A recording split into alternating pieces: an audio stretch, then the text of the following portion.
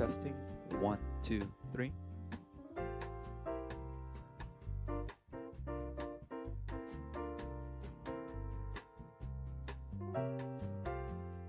One, two, three, testing.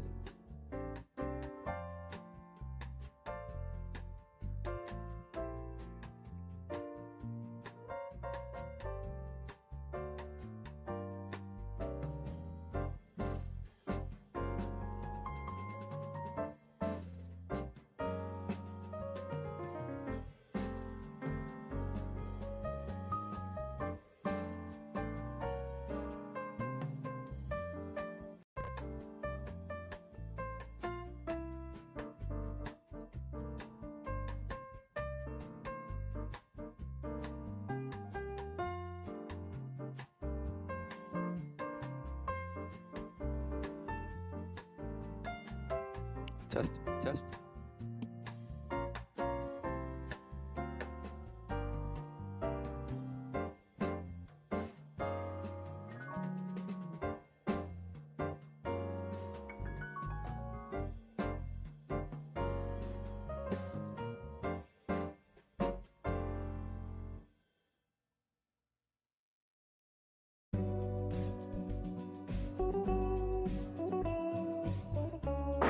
Testing. 1, 2.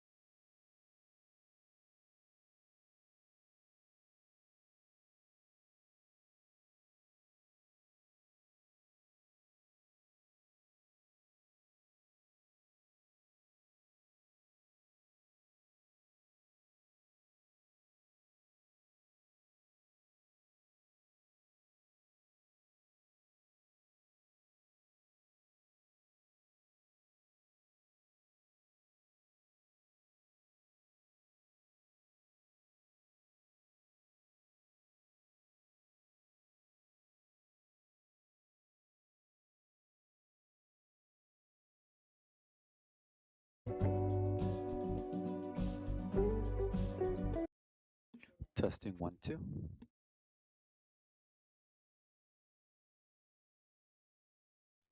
Testing. 1, 2. Test, test. 1, 2.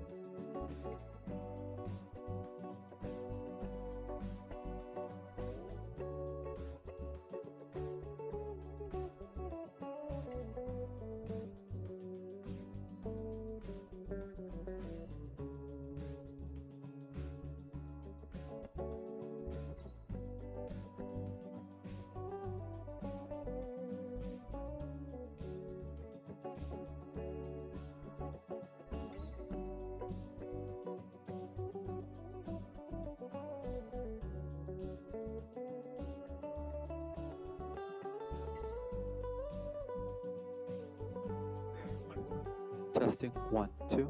Testing. 1, 2.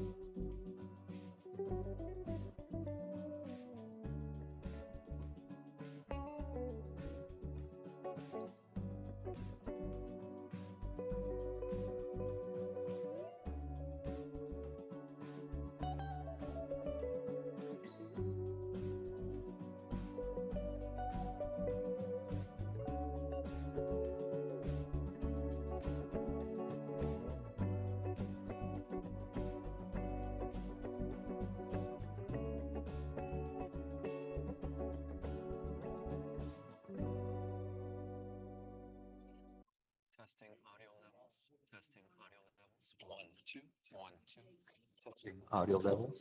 1, 2. Testing.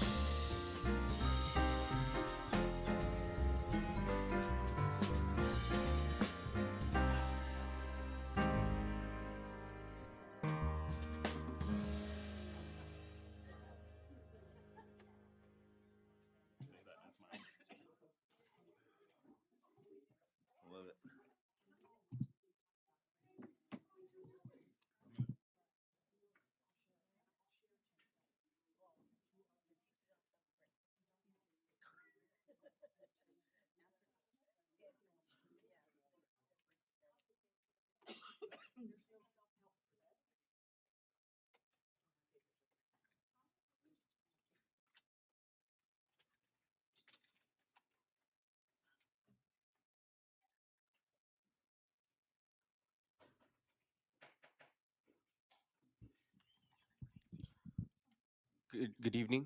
The time is 5:30. I'm calling this the regular meeting of the Alonso Elementary School District to order. We're going to get started with the roll call and quorum establishment. Ms. LeVey. Trustee Kraus? Kraus present. Trustee Kyer? Kyer present. Trustee La French? La French present. Trustee Stewart? Stewart present. Trustee Soto? Soto present. We have a quorum.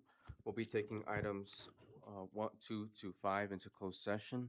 Before we do that, we're going to go ahead and have public comments only on closed session agenda items. We'll have our vice president read the speaker form card for our speakers. Where's the pledge? The pledge. Oh, the pledge isn't on here. Oh, it's on open. We want to do the pledge now? Might as well. I think so. Okay. Yeah. All right. So let's go back and we'll fix the agenda later on. VP Kyer, would you like to lead us? Yes, sir. If I could have everyone stand, place your right hand over your heart. I pledge allegiance to the flag of the United States of America and to the republic for which it stands, one nation, under God, indivisible, with liberty and justice for all. Thank you. Now we're moving to the closed session agenda items. Before we do that, we'll have the VP read the speaker card.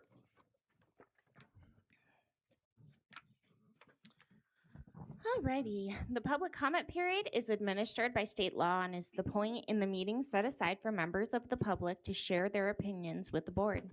Open meeting laws do not permit the board to engage in dialogue or answer questions.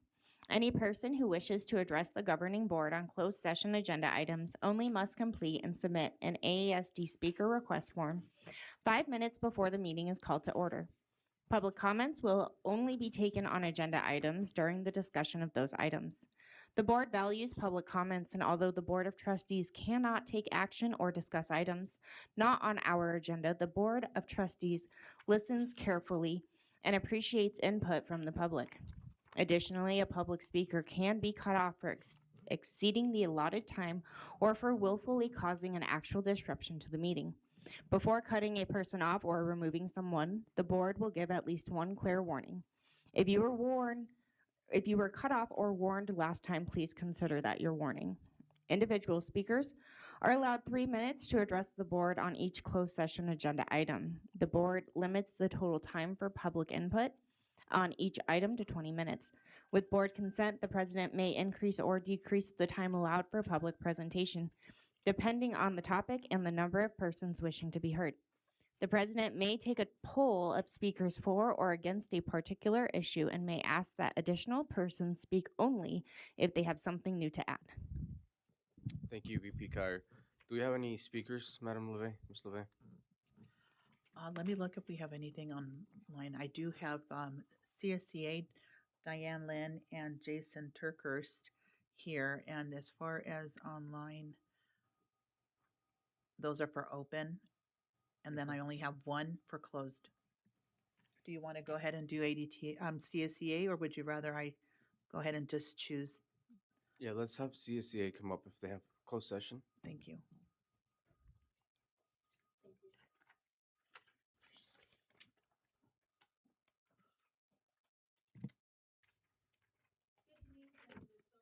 Oh, no. Good evening, President Soto, trustees, interim superintendent, Dr. Vegas, cabinet, classified staff that are here, certificated staff that are here, also those in the building here, and also everyone on YouTube. First of all, I would like to say that I am a little disappointed that we weren't able to finish our negotiations, and I'm hoping that we have some meetings really right after we start in August. So that would be great. So we could finish off so we can start the new year. So also I'd like to congratulate and say thank you to Mr. McAlpin. Thank you for always doing what you're going, after we say things, you do it in a timely manner. So I want to thank you for that. Okay. Also, I'd like to congratulate our assistant principals who have made principal. Congratulations. And also for our new outside principals, congratulations. And that's all I have for tonight. Thank you.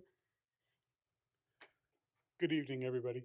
It's been about 2 months now since I first got up here and spoke to you all about some issues that were going on regarding employees who were not being allowed to work that wanted to work. I'm sad to report that still not one of those employees has been talked to by any other administrator for this district, despite CSCA sending emails asking what's going on, trying to arrange meetings. No meetings with these employees whatsoever. They have still just been left out in the wind. Like I said, they were working one day and then they were told because of your policies, again, your policies, they weren't allowed to work anymore. But even more unfortunate than that, there's been another employee in the same situation had a work restriction that was working, worked all year, had an additional injury that caused them to report it. That didn't happen at work, but was causing some more discomfort at work, so they reported it.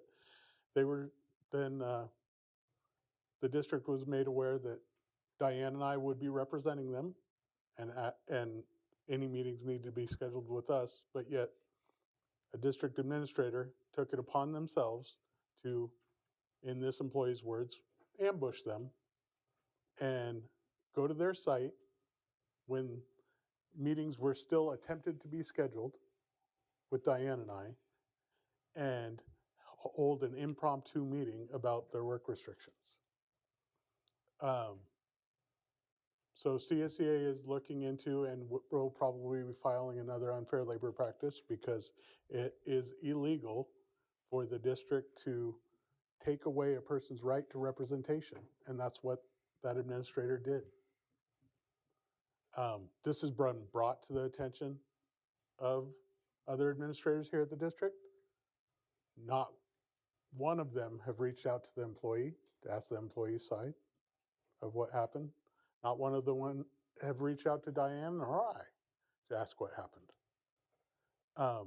So this is causing tension that we don't want or need between administration and the union. And we're hoping by coming here and speaking to you, you will open some doors to get things moving that we don't seem to be able to get moving.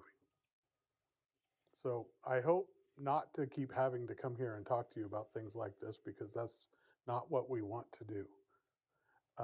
This is out of the 4 school districts that I represent for CSEA. This is the only one that I come to a board meeting and speak at. So I think that says something. Thank you.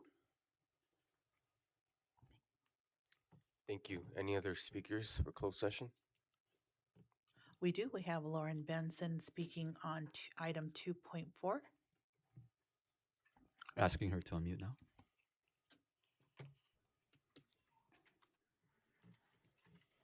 Good evening, members of the board and members of the public.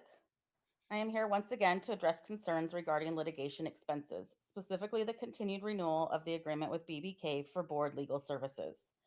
I want to highlight what I believe to be an excessive and ongoing use of public funds for board attorneys. At a time when our district is facing financial challenges and is expected to prioritize cost-saving measures, it is troubling to see continued high spending in this area. There appears to be a pattern of using board attorneys for matters that may go beyond their intended scope. I ask, when will this level of spending be reevaluated, and when will there be accountability for the use of public funds? Additionally, I want to raise concerns regarding potential Brown Act violations. For those that have been following developments in other districts, such as Laguna Beach Unified, there are notable similarities that should not be ignored. In that case, the district attorney has become involved. Given these parallels, I respectfully urge our district attorney to take a closer look at what is happening within our own district, particularly regarding compliance with the Brown Act. Thank you for your time. Thank you for sharing. Any other speakers, Ms. LeVay? That concludes for this portion. All right, moving on to recess to closed session. I motion we go to closed session. Is there a second? I second. We'll take the vote. Ms. LeVay? Trustee Kraus? Kraus, aye. Trustee Kyer? Kyer, aye. Trustee La French? La French, aye. Trustee Stewart? Stewart, aye. Trustee Soto? So do I. The time is 5:40. We'll be back in about an hour. We're in closed session.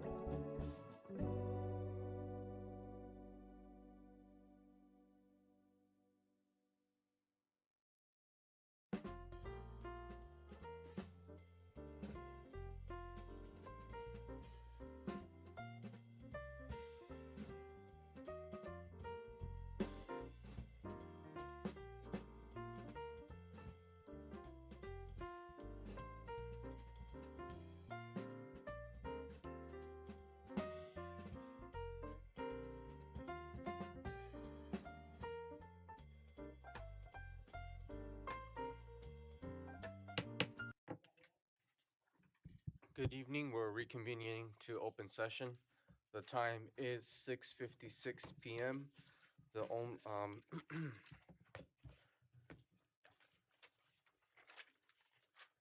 we'll take the roll call on quorum establishment. Ms. LeVey. Trustee Kraus? Kraus present. Trustee Kyer? Kyer present. Trustee La French? La French present. Trustee Stewart? Present. Trustee Soto? Soto present. We have a quorum. Announcements of reportable actions taken during closed session. There were none. We only have to report that we do have to come back into closed session at the end of the open session meeting. All right, adoption of the agenda. Dr. Villegas, do we have any proposed additions, deletions, and adjustments in the order of business? We do have something we are going to pull. Mr. Shipley, do you know the number that's going to be pulled? Oh, do you have that, Ms. LeVey? Yes, I do. Actually, no, this is proposed additions, deletions, and adjustments in order of business, correct? Yes. Yes, it's item 11.68, administrative new hire. Dr. Villegas, do you want to read that, or do you want me to do that? If you could, that would be great. Sure, it's employee ID 2026-2027-02.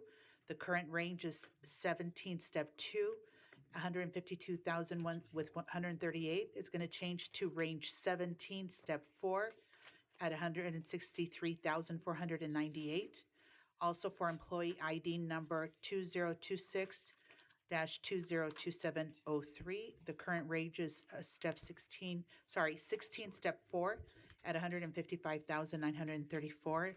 That's going to change to range 16, step 5, 161,648. So the new fiscal impact is 712,000 with $155.20. And again, this is item 11.68, administrative new hire.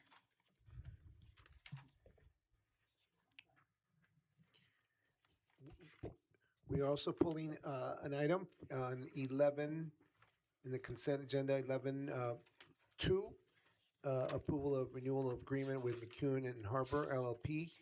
That item is to be pulled. All right. Moving on to the adoption of the agenda, I move that we approve. Is there a second? Kyer, I second. All right, we will do the roll call vote. Ms. LeVey. Trustee Kraus? Kraus, aye. Trustee Kyer? Kyer, aye. Trustee La French? La French, aye. Trustee Stewart? Stewart, aye. Trustee Soto? So do I. Motion passes 5-0. Moving on to staff reports and presentations. Dr. Villegas, we'll start with the proposed fiscal year 26-27 budget report. Yes, thank you so much for that. As you know, part of the yearly matters that need to happen is a presentation of our budget as we look for the next school year.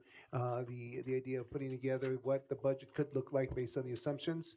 And so today we have our current CBO consultant who is going to be leading along with our fiscal director that's going to share what that budget looks like. Thank you. Thank you, Dr. Villegas. Good evening, President Soto, Board of Trustees, cabinet members, community staff, and maybe a few students as well. So thank you all for being here this evening. Myself and the Director of Fiscal Services for the district, Mr. Zach Clemish, we will be presenting on the adopted budget financial report of fiscal year 26-27, essentially the budget for the next school year, which starts in, what is today, the 27 days or so. So the new fiscal year is just about to start. So this is a budget that will be proposed for the new year. And do want to make a comment just as we're getting started on this. This is what the information that we have from the state of California as of now. Some of these numbers could change, and we'll incorporate those obviously at the next board meetings or anytime there's going to be any sort of fiscal presentation. But at a certain point, you have to take everything you know and put it in the budget report. So that's where we are today with the information that's provided to us from the state of California. Oh, there we go. So as we get started on this presentation, we just make a point to always at least start these off with what the mission, vision, and values of the district are. It's just important to always set ourselves on what we're here for the students. So just want to include this on every presentation that we do. And then as we get started, as mentioned, tonight is the budget adoption for June 2026. Again, this is the budget for the 26-27 year. This is not a presentation regarding how we're finishing out the year. That one will be the next one right below the circle that you see on the screen. At the unaudited actuals, that is a report that is essentially finalizing or kind of putting a key in, if you will, to close the 25-26 year in terms of how the revenues came in and also the expenditures. So that report will be done in September. I don't have the calendar in front of me, but it'll be in September. As long as it's before the state of September 15th, the district will be in compliance. This next slide, this is one we also presented at the third interim, and just want to just quickly share this again, just an overall, good news in terms of some of the dollars that are coming into TK through 12 districts in the state of California. In 26-27, again, these are estimated. These numbers could change once the governor puts ink onto the budget, because right now it has not been signed. But again, the two main grants we just want to share tonight, the Learning Recovery Block Grant is going to be an estimated $1.5 million in revenue for the district for 26-27, as well as the discretionary block grant will come in estimated at $6.4 million. And the second bullet point, we'd like to just talk quickly about the COLA as well. The district, and I believe we shared this at one of the presentations recently, but the district, along with other districts in the state, is again in kind of a unique COLA this year, if you will. What it is a standard statutory COLA that districts get. They are also adding what they call an augmented COLA for this year. So the COLA for this year is going to be at 2.87 is what the statutory is, then along with, to make it a final number, of 4.31. So the augmented COLA, in addition of 1.44, is given for this next upcoming year, but is only for 26-27. So again, it's a COLA that has an increase, but it's a one-year increase only. So just want to make sure that we're very transparent with that it is an adjustment overall for 1 year. So that will be, and there's a lot of fight, if you will, going on in Sacramento. Maybe fight's not the best word, but a lot of discussion about this COLA, because what it's being used for is some of the maternity type increases that are going to be going on for districts to have. This is an increase to give more money to offset some of those costs that could go along with that. But the point is, if that's going to be ongoing forever, how come this COLA is only 1 year? So again, there's a lot of discussion in Sacramento about maybe making this augmented COLA piece ongoing. So more to come on that if anything is presented more on that. And then again, just wanted to show too, the COLA for 27-28 is 3.30 and 28-29 is 3.09. And just a quick point as we finish with the COLA discussion, these are from School Services of California on their dashboard. So just want to make sure everybody knows it's not that myself and Zach sit in a room and pick these numbers. We're using the dashboard numbers that all districts in the state of California are using these same numbers. Okay, let me hand it off to Mr. Clemish. Good evening, everyone. Here are the enrollment and ADA assumptions that we use to build the budget. We are projecting a slight enrollment decline over the years with slight ADA increases. For 25-26, our ADA came in at P2 for 92.03%. And for 26-27, we are using 92.52% for 26-27.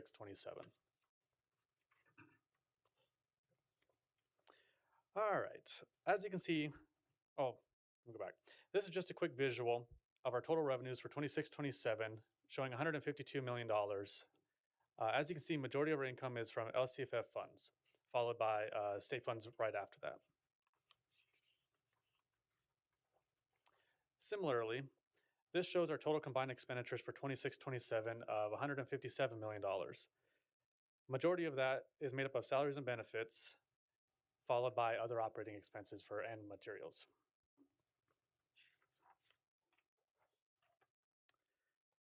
Here is our unrestricted MYP, which is most closely watched indicator of our fiscal health.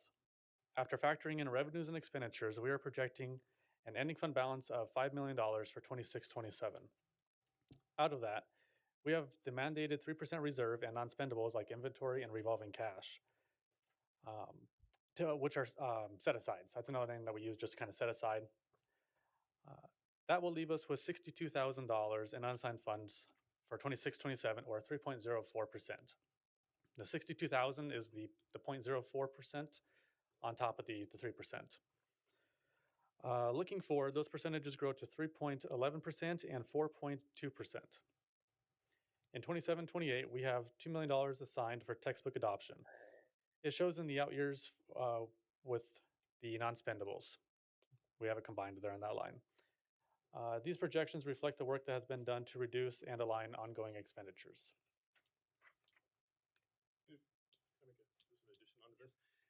And just really to kind of draw the eyes to the where it says ending fund balance, there's a and let's just use 26, 27 just in terms of where these numbers come from. You can see it's a little over $5 million. But what that's representing, what we really want to be clear about is that out of that 5 million, again, 4.7 of that is set aside for the reserve for economic uncertainty. That means that we as the district has to set aside money in the event something happens. A big meteor falls on the roof, right? We got to have money available to put a new roof on. So that's what that 4.7 is representing. And then again, as Zach mentioned, the non-spendable and assigned, those are assignments, or excuse me, the assignment is the 2 million, but the non-spendables, that's things that are in the stores, for example, toilet paper, so that we all have it always on hand. So that's what that's sort of referencing. So what we just really wanted to show is that some of that, out of that $5 million number, a lot of that is already designated for something. So the unassigned is the money that can be used for lights, for cabinets, for any sort of general expenditures of any sort that the district has. That's represented by that 62. So just kind of wanted to give a quick breakdown of sharing what that ending fund balance number really means. So hopefully a little bit of clarity in terms of what those numbers are. Thank you, Zach. Okay, so this is laid out in the same fashion as the previous slide. This one's going to show the restricted funding. These are the funds that can only be used for specific programs and purposes. While these reserves remain healthy, they are not available to address unrestricted deficits. As you can see, our ending balance is climbing from 21 million to 22 million, but that's staying pretty flat throughout the years. And I'll finish. So this is more of a summary of the last two slides that we showed. So again, you'll see these same numbers. And what we did is kind of drew your eyes using the blue color down at the bottom. But what this again is really saying that the ending fund balance for the district is 26.7 million the first year, then 29.2, 31.5. And then what we've done is broken out the two numbers, again, the unrestricted and restricted. So you can see there's a healthy balance of 26, which is good news that between the unrestricted and restricted dollars together, the district has exceeded the 3% that we needed to, right? Because again, we had the third interim report because that for this last year we were below 3%. So for the next 3 years, we're projecting to be above 3%. But again, there is also the part of that the restricted dollars allow the district to be above the 3%. But again, restricted, as we all have learned a lot in some of these meetings lately, are dollars that are used for something very specific. And then again, as you can see, out of that 26 million, 5 million is unrestricted, but part of that is used for very specific things that we have to set aside. So just really wanted to, again, as on the other slide, as I mentioned, just want to give a quick breakdown overall saying, yes, we're above 3%, but in terms of where the year ends for the ending fund balance for overall restricted, unrestricted, this is really where the district stands in terms of what those numbers mean. So. And then next steps, just overall, as mentioned a moment ago, the unaudited actuals report. That's a report, again, summarizing all the different transactions that will be presented to the board in September.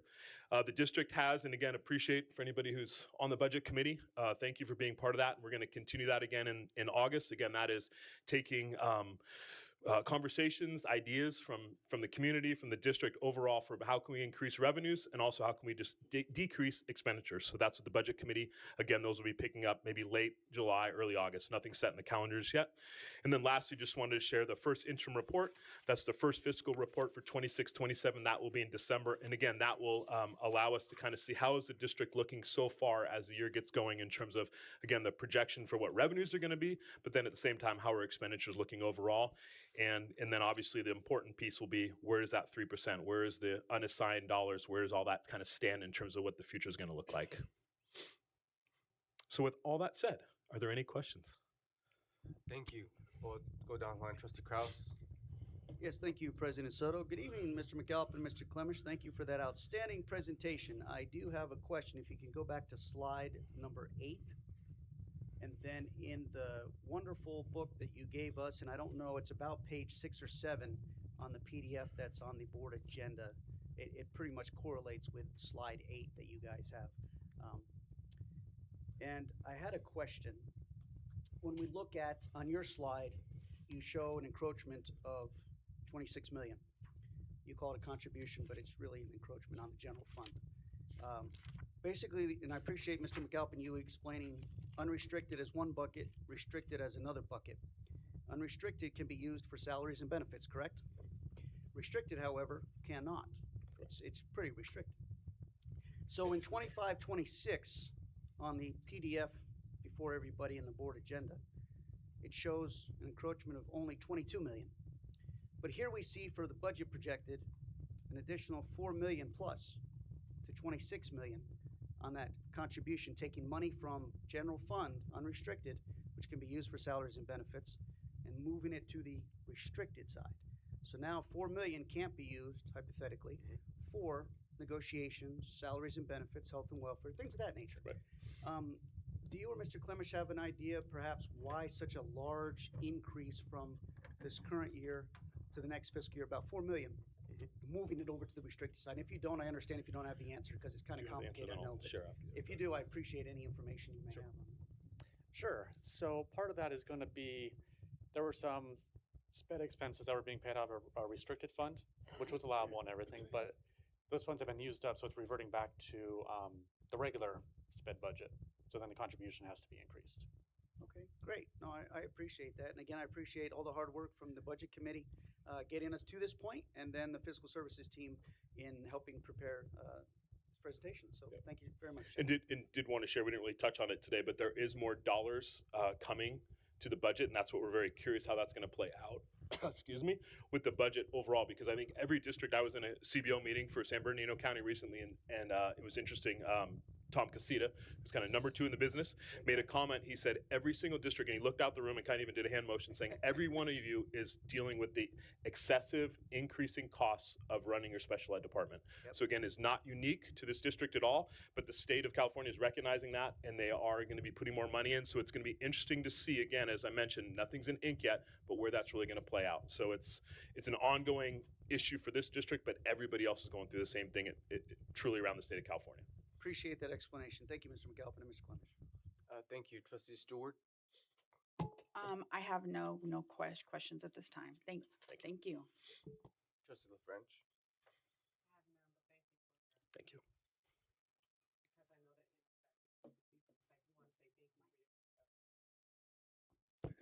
Thank you for your time that you've been here to support us, because you've made a lot of questions that I've had crystal clear to me. So I do want to say that I appreciate you being here, and then finding out tonight that that it'll be your last night here with us. That I greatly appreciate how you've, I don't want to say made it clear for me to be able to understand the budget. A lot of numbers, are not easy to understand. I can to the budget for my own household. However, you've made it to where tonight, listening and looking at it, I have a clarity. Thank you. Thank you. Appreciate it. VP Kyer. Yes, I will make my comments short. I do want to reiterate the sentiments of Trustee LaFrench. Thank you for your time here in the district and definitely helping guide us through kind of our crises and bringing us back to the top of the boat. So I do thank you for your time here. I want to also thank Director Clemish for being with us and always being such a resource when it comes to questions and just misunderstandings. So I appreciate both of you. Thank you so much. Thank you. And yes, big shout out to Zach and his team both as well for all the work that they do just to put all this together. It's a busy time of year. So. Well, thank you both for your presentation, and thank you for your time with us, the district, and thank you for your continued work on the budget. Thank you both. Thank you. Moving on to presentation of local indicators. Dr. Villegas.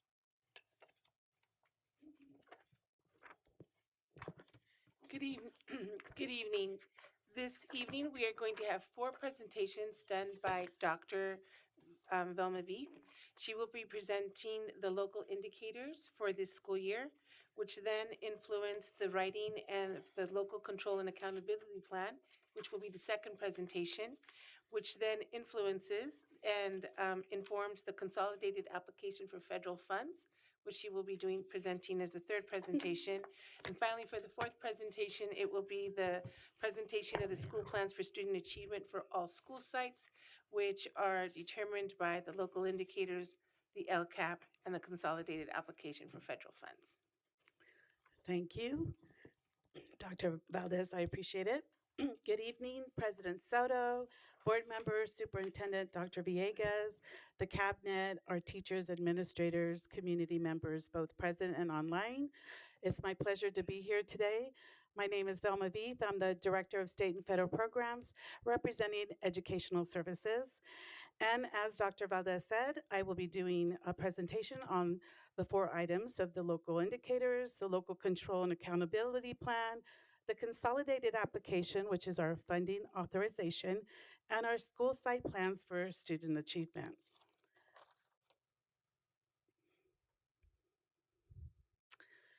So the local control accountability indicators are standards that the California Department of Education has approved so that districts are able to measure and report progress on the implementation of dashboard indicators such as basic services and facilities, parent engagement, school climate, and course access. There are 3 performance levels that can be given: met, not met, or not met for 2 or more years. The district is required to report the results to the school board at a regularly scheduled board meeting on an annual basis and report the results to the public. But before doing that, this graphic shows how the district measures the implementation of the local control funding formula and the local control accountability plan, also known as the LCAP. And it does it by the state indicators list. Oh, you can't see there it is. It does it with the state indicators, which are the test scores for math, ELA, chronic absenteeism, graduation rates, or suspension rates, and what we're presenting tonight, the local indicators. So that's on basic services and facilities, parent engagement, school climate, school and course access. The next 2 slides basically represent how the district did on these priority areas. So we met each area, the basics conditions of schools, which means that we passed the Williams. Every student basically has a book, and we have credentialed teachers. Number 2, implementation of the state standards, and that's in regards to professional development around the standards, the California standards that we give to our administrators and our teachers, and also the instructional materials that go along with that. And then parent engagement. In addition, we also met the priority for local climate survey, and we did that also by implementing the Healthy Kids survey, which gets feedback from our students, parents, and the community. And lastly, the priority 7, which is access to a broad course of study, meaning that our students are receiving core classes. Next PowerPoint, moving on to the local control and accountability plan and the local federal addendum.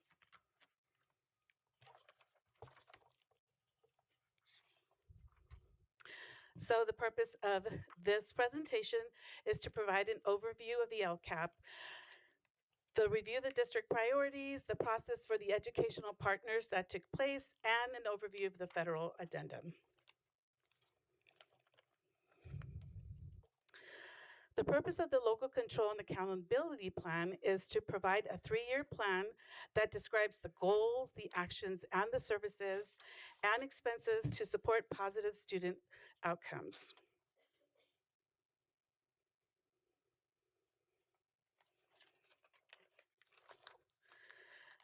And this slide basically shows the order and the contents of the LCAP.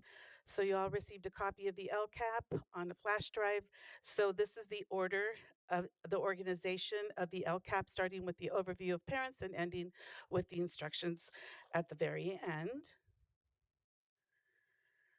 The plan aligns to the district's strategic plan, and it guides the work that school sites and the districts do to support student achievement.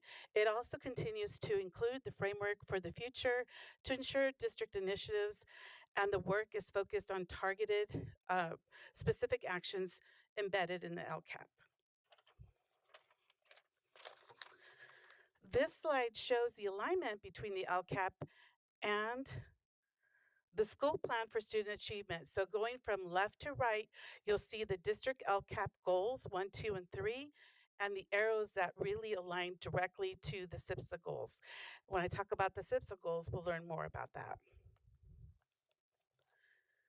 So again, what is the LCAP? It is a 3-year plan, strategic plan that guides the work. It has 3 main goals, and it meets 8 state priorities and actions, and it also addresses any areas of need that we find with the needs assessment based on the California dashboard. It is required that the LCAP and the local indicators and the consolidated application are approved by July 1st in order for us to implement the plan and also to use the funds. The LCAP funds are intended to support improving outcomes for all students and primarily English learners, foster youth, and students from low-income families. This shows the alignment of the 8 priorities with the LCAP goals. You'll notice that goal number 1 also includes priority number 4. It's missing from the page, but it should be on there. So those are our 3 goals and the priorities associated with the LCAP goals. So goal number 1 refers to student achievement. And with that being said, this slide will then go into details. It provides the title, the description of all the actions, and the funding that is allotted to each of those actions. Goal number 2 refers to the climate and culture. And this slide goes into more detail, again, with the title, the descriptions, and the funds that also are aligned to that. Our third goal focuses on parent, family, community engagement. And again, these are the action areas and the funding that is allocated. On this page, we're highlighting some of the things that are in the LCAP this year. So all the metrics were updated. We look at the California dashboard and we make sure that it's up to date based on the 2025 dashboard data. Something that you'll also notice is that the LCAP has goals 4 through 12, and those are the schools that are receiving equity multiplier funding, and they're awarded to specific schools. This next school year, those schools are Adelanto, West Creek, Columbia, Mesa Linda, Virtual Academy, Westside Park, and El Mirage. So there are 2 schools who are no longer identified for receiving equity multiplier funds next year. And those 2 schools are Theodore Vick and Braddock. And the reason for that is they are no longer above 25% of a stability rate, meaning there's less students moving from school to school, so that's a positive trend. Another thing is there's less than 70% of families that are coming from low-income families. Again, that's a positive trend.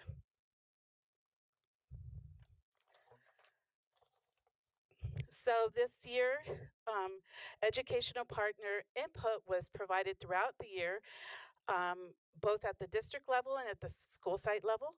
At the school site level, there are SSC meetings, school site council meetings, there are English learner advisory meetings, and PTA and so forth, and they also do surveys. At the district level, what's represented on this page is we provide district English learner advisory council meetings to parents who have students who are English learners.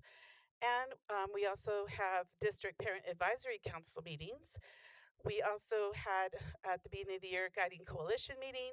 There was a superintendent advisory meeting that took place, and we had a couple LCAP town hall meetings.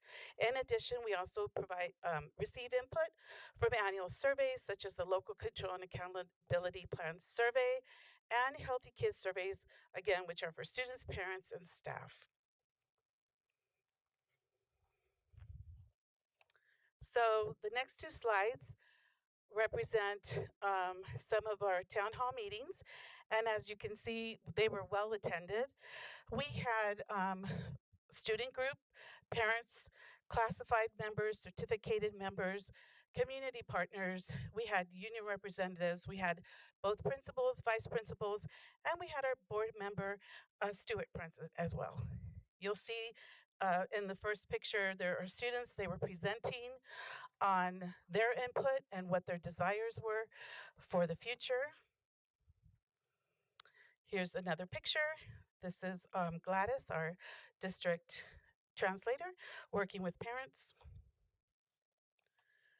So to summarize their input, there was 5 categories, and this was also presented at the DLAC and at the DAC meeting so that the parents were able to receive a summary of everybody's input. There was 5 main areas. There was safety, behavior, and discipline, and that had to do with a little bit of infrastructure. They were, making sure we have cross guards.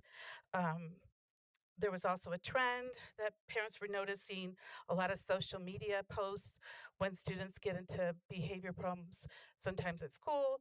So, they wanted more PBIS, positive behavior intervention systems, at all the schools, some training on bullying, and how to respond to that.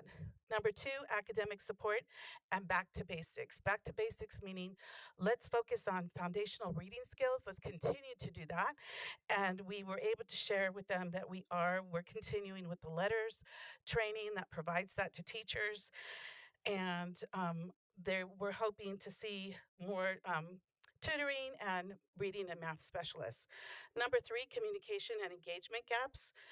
So parents are asking for real, authentic interactions. They would like to have more personalized touch, more phone calls instead of just receiving automatic parent square messages. They want to make sure that they're, building relationships with the school sites, and this would make them feel valued. And of course, they want to continue to be part of the decision making. Number 4, student engagement and motivation was another area. This is where the students were talking about they want hands-on assignments, projects, engaging electives, and the parents also want, everybody loves Saturday school. So they appreciated the return to Saturday school. And the 5th concern was about transportation, but I believe that's something that the district is already working on and will continue to do. In addition to that, our educational services is also responding to these needs. And we're doing that with a 3-year plan. And one of the elements is called Essential Elements of Effective Instruction. And by doing that, we're also addressing the safety and behavior and discipline in the classroom by making sure that we're providing that welcoming environment, that safe feeling of belongingness in the classroom. So in the future, you can expect to see trainings to that regard. This page shows, as you can see, the community members at the town hall voting. And so they were voting on the priority areas of the LCAP and determining what are the highest scoring areas that they would like to see more funding continue to be supported. And so for example, LCAP number 1, which has to do with academics, they really want to continue to see a focus on class size reduction, professional development, specifically for English language arts and math, and technology, however, with a caveat that it comes with direct instruction and not just providing technology to students alone. And then LCAP number 2, social emotional, funding priorities, continue to invest in music and art, mental health and counseling, engage in electives. And I just want to share that we are continuing to do that in the LPAC. There are 3 social workers, 9 counselors.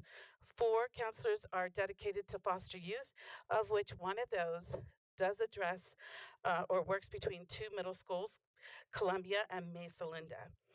And then the 3rd area was family engagement. So continuing to partner with schools and have parent engagement activities throughout the year.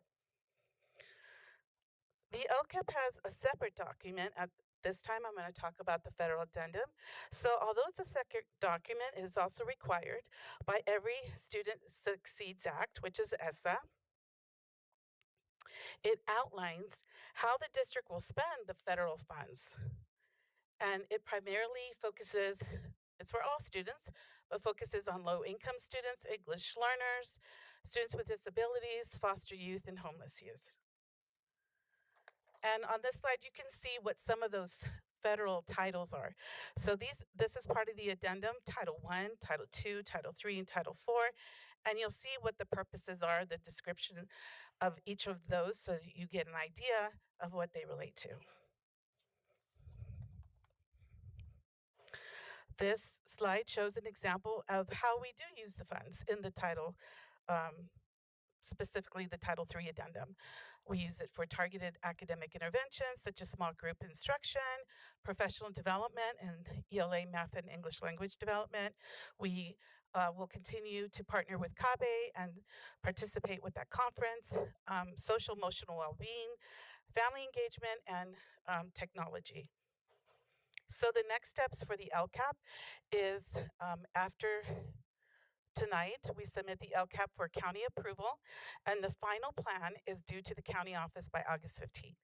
We will continue to monitor the implementation of the actions, the services, and the budget coordinated with these services, and to keep the community and educational partners informed throughout the next year on progress.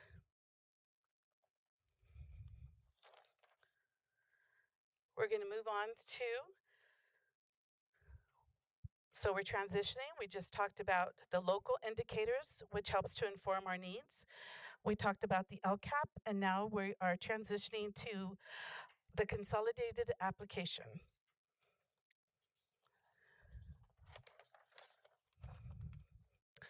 The consolidated application is a process that requires the district to apply for federal funding on an annual basis. So this process allows the district to apply for multiple federal programs, which are listed below in those bullets, with one single application. This is an example of the Title III English Learner Student Program, and it shows the estimated amount that the district may receive. So right now we may receive the $166,504 for this particular group of students. And also for English learners, there are another group of students referred to as immigrant students. Those are students that have been in U.S. schools for 3 years or less, and it shows the projected amount that we're applying for. Because this funding is restricted, there are requirements on how the funds may be spent and how the program is implemented. So the district therefore provides a certificate of assurance, which in essence is a promise to use these funds as allocated.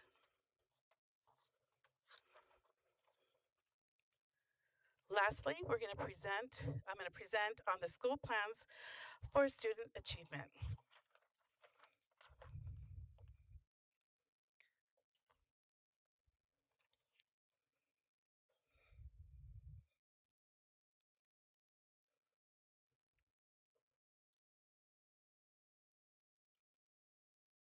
So the objective today is a review of the school plan for student achievement and to provide an overview of how the funds have been planned in order to improve academic performance of all students. So the SIPSA, which is the School Plan for Student Achievement, is a strategic plan with the ultimate goal of increasing student achievement. And it also is developed along with the LCAP, so there needs to be an alignment. And it'll contain the funding of all the categorical programs, which we were also talking about, how schools are using Title I, Title II, and equity multiplier funds, and so forth.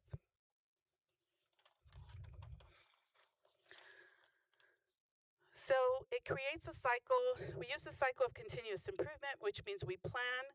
So I work with the administrators.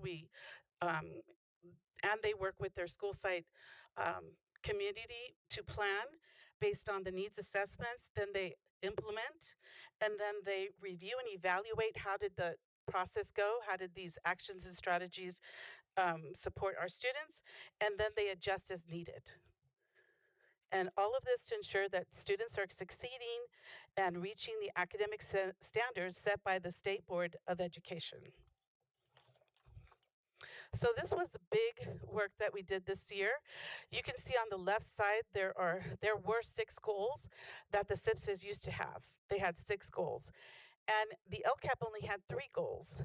So what we did is we all came to an agreement along with the community, and you'll see that English language arts, math, English learners, and special education all have to do with academics.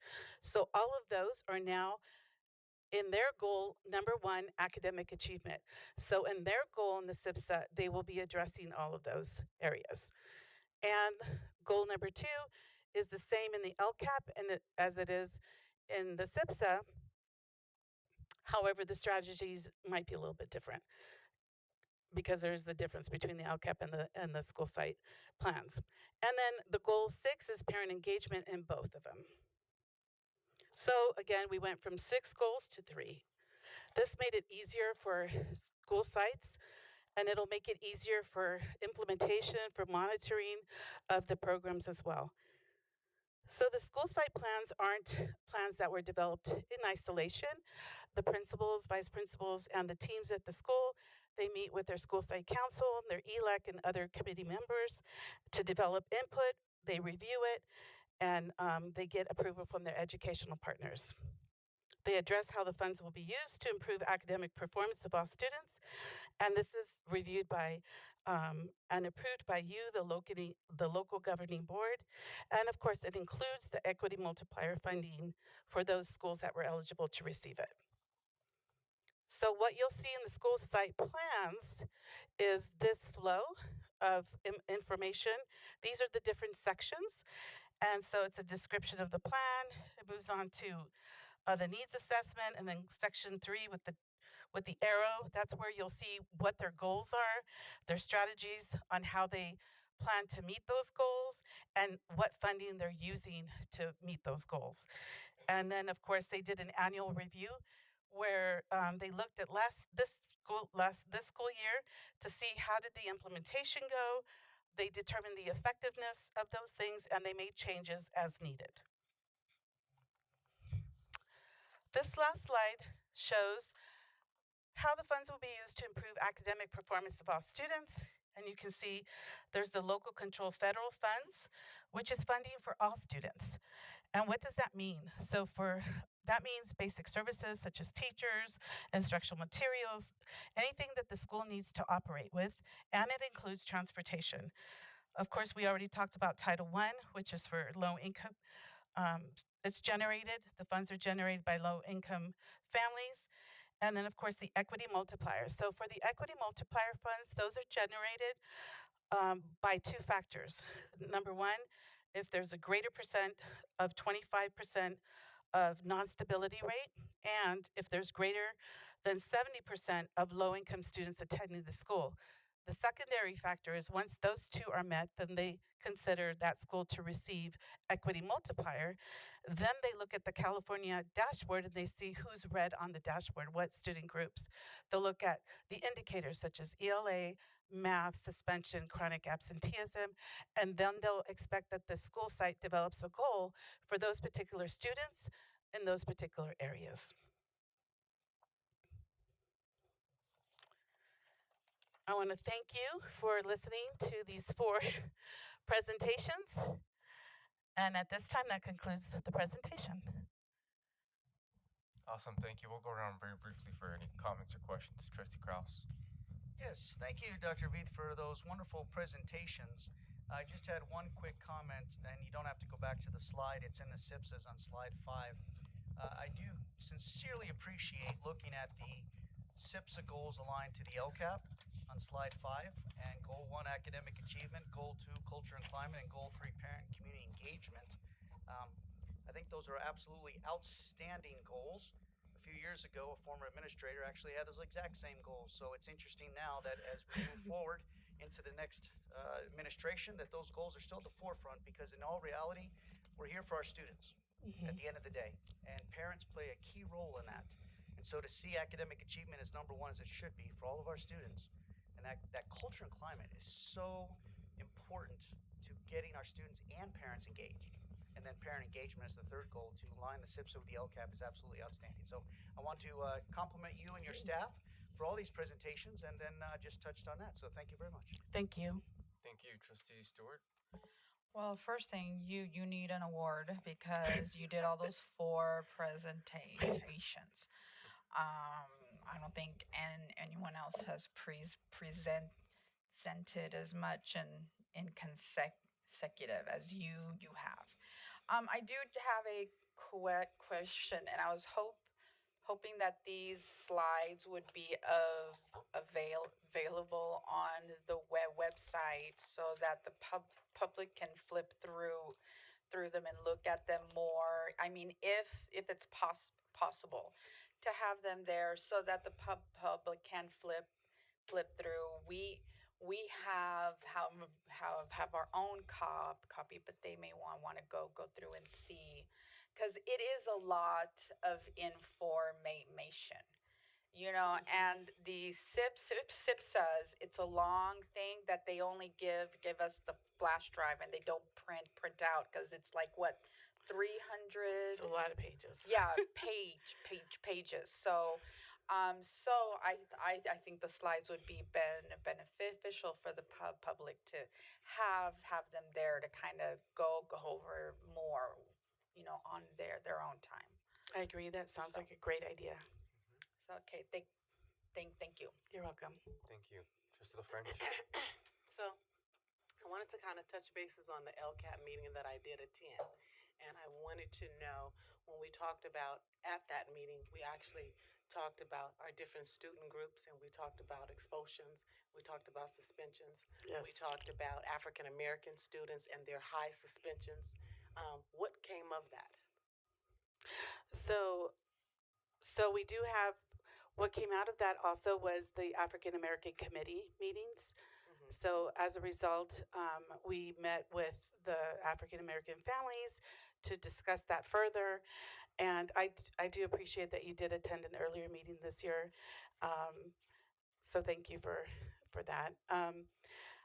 And also more attention to it. So we are looking at our data. We're working with our school sites. We're doing, like I said, with our through our department, we are putting more PLCs next year, professional learning communities, so that we can look at the data, and also including that with our iReady data. And we've been meeting with our vendors from iReady to make sure that we can provide training again next year to the school sites, because it's really important to spend time on analyzing the data of all student groups. So we also included our foster youth students as well, so that we can then, provide targeted supports. And if I could just, I was saying, if I could just add, there's been. Can I finish? Oh, sorry. Okay. Yeah, sure thing. Thank you. So when it comes to our foster youth, right, I understand that, but the suspension rates or the expulsion rates, right, wasn't in that real category. It was actually just in the African American subcategory. So when my question is not only for the data, but what about the training for our teachers? And sometimes when children are being expelled and have these suspensions, they're based on communication styles and things of that nature that we talked about that night. I'm wondering what things that we are putting in place in order to help support our teachers as well and the understanding of the African American community. So there's a focus on continuing to strengthen the positive behavior intervention support systems and our multi-tiered systems of support. And that does require more training. So that is the work that we're planning to do for the next year as part of our strategic planning, and making sure, like I said, that even in the classroom, that students are feeling engaged, and that they're feeling valued, and that they are participating, because that could lead towards behaviors that, in the classroom. So starting in the classroom with Tier 1 instruction and focusing on our multi-tiered systems of support is the strategy that we're going to be using. Okay, thank you. You're welcome. Dr. VA? Yes, thank you. You know what, and I think, and I appreciate you making that question, because that's the part that I was going to address. The the school sites in particular that have demonstrated that need additional support in training in different types of differentiated instruction and restorative practices in particular to help everybody in the campuses really fully understand, how do we deal with situations that are different, and how do we have a positive impact on students that is not necessarily in a punitive way, because we know what the research says about punitive type of behaviors, and if we only respond in a punitive way, then there isn't going to be much hope for restoring that. So the idea is, in part of the three-year strategic plan that the Educational Service has come up with, is to include a wealth of training for said administrators, for counselors, and for staff that's dealing directly with students that are struggling with issues that could be perceived as behavior issues, or could be behavior issues that are happening and manifest as behavior problems in schools. So it's part of the plan that Ed Services has developed, and it's sometimes targeted in certain schools that have had a harder time dealing with some of those issues. So for this coming year, there is going to be additional training for all staff members in those particular environments. Thank you. Yes, and I'll just add to that, that in our LCAP, we did, there is PD for the staff to understanding the barriers that different student groups go through. And so, as Dr. Villegas said, continue to provide that support to teachers so that, again, there's inclusive practices and everybody feels welcome. Thank you. Thank you. Vice President Kyer. I will keep my comments brief. As we are in year 2 of this LCAP, I am very impressed with the committees and the public engagement that we've brought together to have that input and encouragement going forth. I do thank you. I thank your staff. I thank academic services for all of your dedication and hard work. Thank you. Thank you. I did have a question, but it's a bit kind of complex, so I'll just put it in a statement and maybe we'll figure it out. So I'm not surprising you on here. Okay. I do want us to start looking at the data and using data to determine what goals we're setting at the CISPA and the LCAP as well. Obviously, with the LCAP, we're perhaps a little bit more restricted in terms of the goals and how we can. But I'm really interested in seeing how these goals are being brought up, what data we're using to achieve these certain goals. Kind of adds on to some of my comments from my colleagues about how we're using information or data, I guess I should say, to ensure that we're meeting or addressing specific issues, perhaps racial disparities between our students, those sorts of issues. So I'm really interested in looking at data and how we're using that to inform how we're making these goals. So just a statement, I don't know. But Right. yeah, so thank you for your presentation. You're Sure. thank you for your presentation. I appreciate your time. Thank you. Okay. All right. Moving on to public testimony. This are items listed on this agenda and non-agenda items within the subject matter jurisdiction of the board. Ms. LeVay, do we have any public comment speakers? We do. Rosalie Trujillo.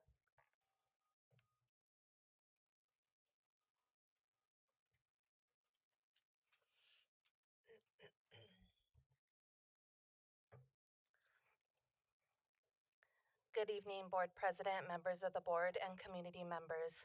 My name is Rosalie Trujillo, and I serve as the Executive Director for the High Desert Region on behalf of Think Together. Thank you for the opportunity to be here tonight with you. Our mission is to provide high-quality after-school programs where students feel safe, supported, and genuinely excited to be here each day.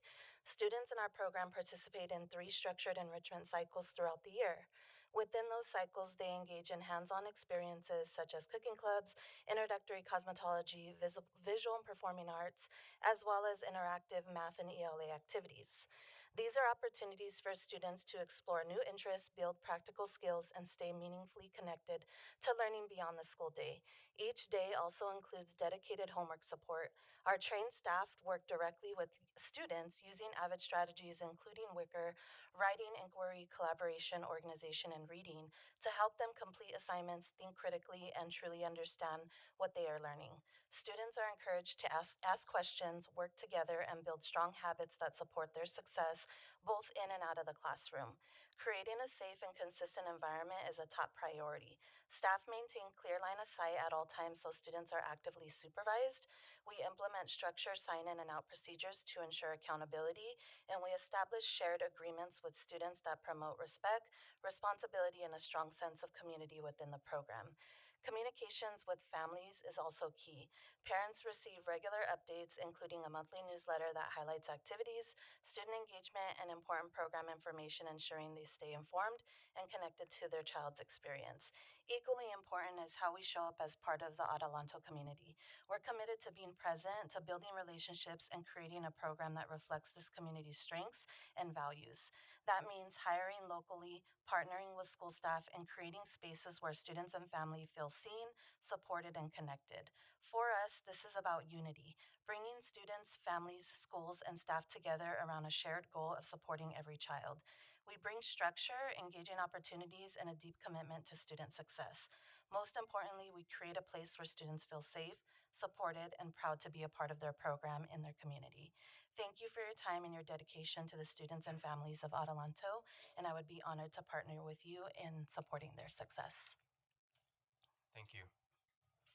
Next speaker, please. The board calls on Johanna Lizarraga.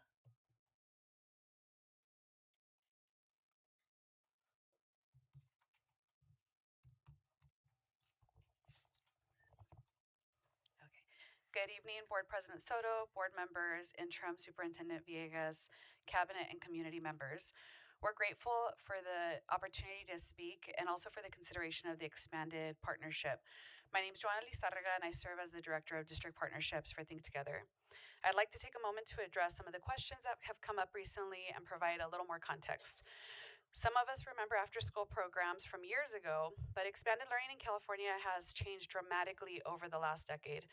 For many years, including when we were working with Adelanto about a decade ago, programs operated solely through ACES funding, which remained at approximately $7.50 per student per day and came with very strict program structure. Ed code interpretations meant that ACES programs were not homework completion programs. Districts and providers were working with limited resources while trying to meet increasing student needs. Since then, California has made historic investments in expanded learning through the creation of ELOP. This investment has transformed what's possible for students. Think Together has led the way in evolving and maximizing ELOP funds. Our standing as a leader in expanded learning programs has created partnerships that we intend to bring to Adelanto. As an example, we have partnerships with L84, Street Soccer, Kaiser, and many, many others. As recently as last week, Think Together students in partnership with Street Soccer were selected to attend 2 different World Cup matches to walk players on the field. Now, I'm not here saying that the students here will go to the World Cup this month, but what I am saying is that our priority is to bring opportunities and partnerships to our students that they wouldn't otherwise have. The program contract before you tonight reflects that evolution. Rosalie shared a little bit of the programmatic elements, but I did want to highlight that this contract includes a 3-season sports academy featuring flag football, volleyball, soccer, basketball, giving students opportunities to participate in both intra-district and inter-district games and tournaments. I also wanted to share that our commitment to this partnership extends beyond tonight's agenda item. With the start of the school year only weeks away, and that a partnership of this size requires recruiting, hiring, onboarding, and training more than 150 staff members, we've already begun investing in those efforts. We made that decision because we believe students deserve a strong start on day one, and because we wanted to ensure that should we be given the opportunity to serve Adelanto in the community, that we would be prepared with qualified, trained, and supported staff from the very beginning. We didn't make that investment lightly or out of assumption. We made it because we care deeply about Adelanto student outcomes and because we believe that being a strong partner means being prepared. At the end of the day, our mission is simple. It's to partner with school districts to change the odds for kids. We understand that partnerships are built on trust, consistency, and results, and we would be honored to earn that trust and serve the students and families of this district. Thank you for your time, your leadership, and your consideration this evening. Thank you for being here. Any other speakers? Crystal Wiley.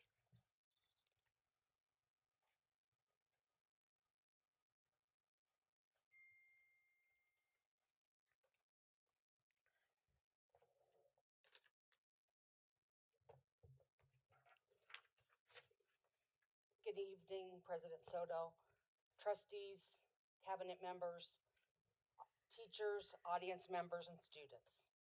My name is Crystal Wiley. I've been with the district since 1999.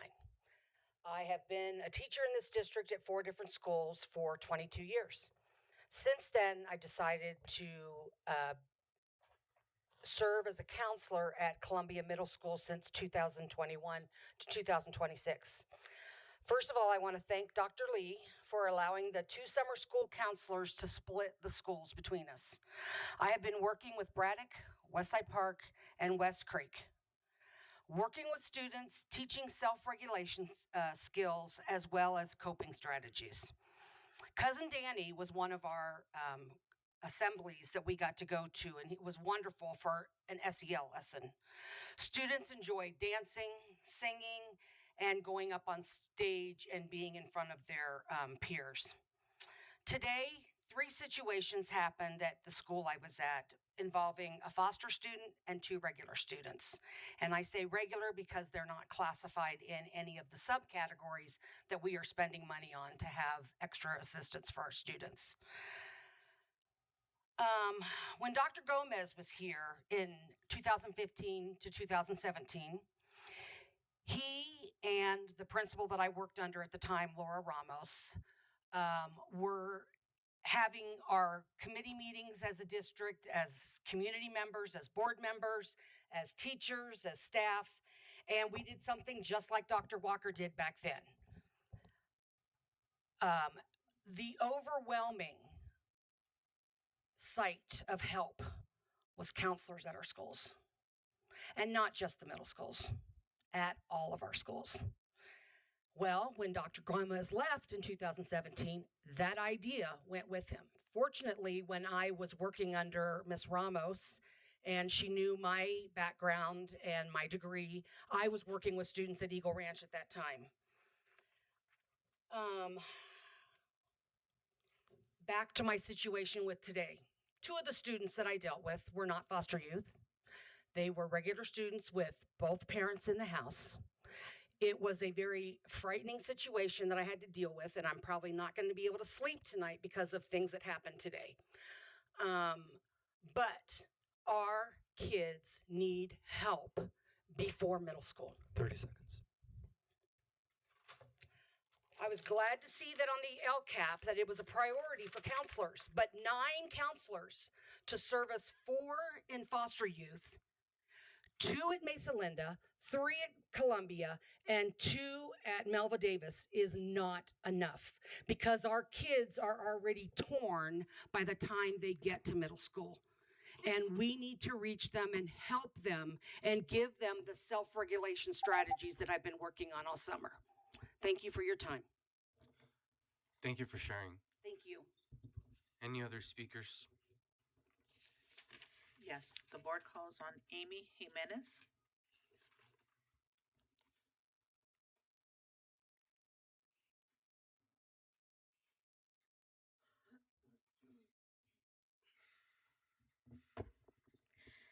Good evening, everyone. I'm here today to explain why the AYA program shouldn't be replaced with the Think Together program. AYA has been a valuable part of the Adelanto district because it provides us students with more than just academic support. It offers a well-rounded experience that helps us grow in many different ways. One of the most important opportunities AYA provides is allowing us cheerleaders to go to compete at theme parks such as Knott's Berry Farm, the LA County Fair, Six Flags, and even Las Vegas. So far, we have placed first in every single competition except for Las Vegas, which we haven't gone to and won't be able to if the AYA leaves the Adelanto district. For many students, including myself, cheer isn't just a sport, it's a community and a reason to go to school. While the Think Together program may seem good on paper, in reality, it doesn't provide half of the everything it claims to if it's anything like my mother says it was when she was a kid and went there. Another major reason why the AYA program should not be replaced is because it has already established multiple relationships, not only with students and program leaders, but even program leaders and parents. AYA isn't just a program, it's a community, and some may even consider it a second family. Instead of replacing the AYA program, which already works with the Adelanto District schools, we should focus on improving and supporting it. By keeping the AYA program, you can continue to provide both academic support and extracurricular opportunities that help us students outside the classroom. Thank you for your time and consideration. Thank you for being here. Any other public comments? President Soto, I do have two people that just signed up. Is that okay? Yep. I have Sherry Murphy.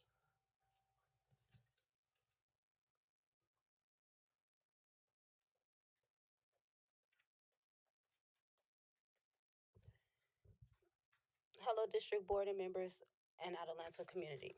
I'm a parent of a student in the AYA After School program. I am asking that you guys please vote no to Think Together and keep AYA in our district. My reason for that is because AYA has been serving my children for years.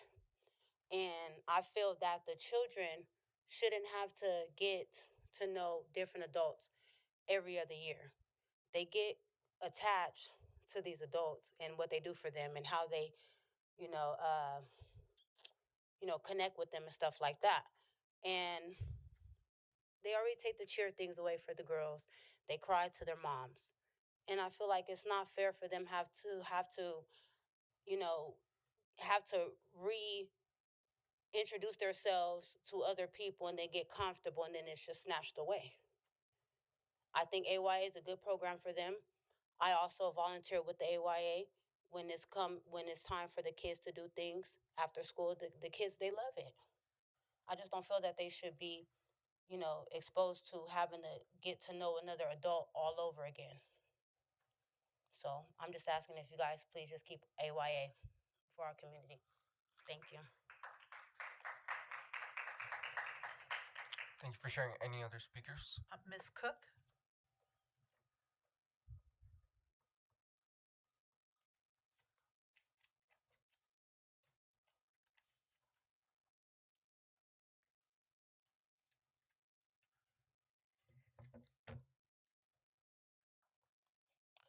Good evening, members of the board, staff, parents, and community members.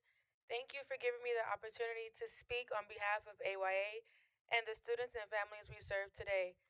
I am proud to be a program leader for AYA's before school and after school program. Every day we work to create a safe, welcoming environment where students can learn, grow, build relationships, and discover their potential. Our program is much more than a place for students to spend time before school and after school. We provide homework support, encourage creative thinking through building projects and art, help students develop problem-solving skills, and make learning meaningful by exploring different ways to understand subjects like math and science. Through teamwork activities, students learn communication, leadership, and collaboration skills that will serve them for the rest of their lives. Our after school program expands those opportunities even further by providing sports and physical activities that help students stay active, build confidence, and develop healthy relationships with their peers. One of the things that makes AYA special is our commitment to inclusion. We maintain an open door policy and proudly welcome students from all backgrounds and abilities, including our special education students. We believe every child deserves the opportunity to participate, feel valued, and experience success. While every program has areas where it can improve, we ask that the district give us the opportunity to strengthen and enhance what we already do well rather than replacing us entirely. Improvement is possible when there is collaboration, communication, and most importantly, support. We are committed to listening, learning, and growing in any areas that need attention because our focus has always been and will continue to be the students. Many of the children we serve face challenges that extend beyond the classroom.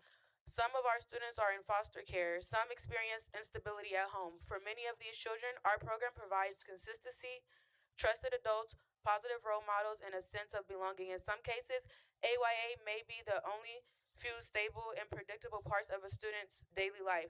When students walk through our doors, they know they are welcome, supported, and cared for. They know there are adults who believe in them, encourage them, and celebrate their successes. That kind of connection cannot be measured by numbers alone, but its impact is profound and lasting. Replacing a program means more than changing a provider. It means disrupting relationships that have been built over time between staff, students, and families. It means asking vulnerable children to start over with the new faces, new routines, and new systems. Before making that decision, we ask that the district consider the value of the trust and community that already exists. AYA is not asking for perfection to be assumed.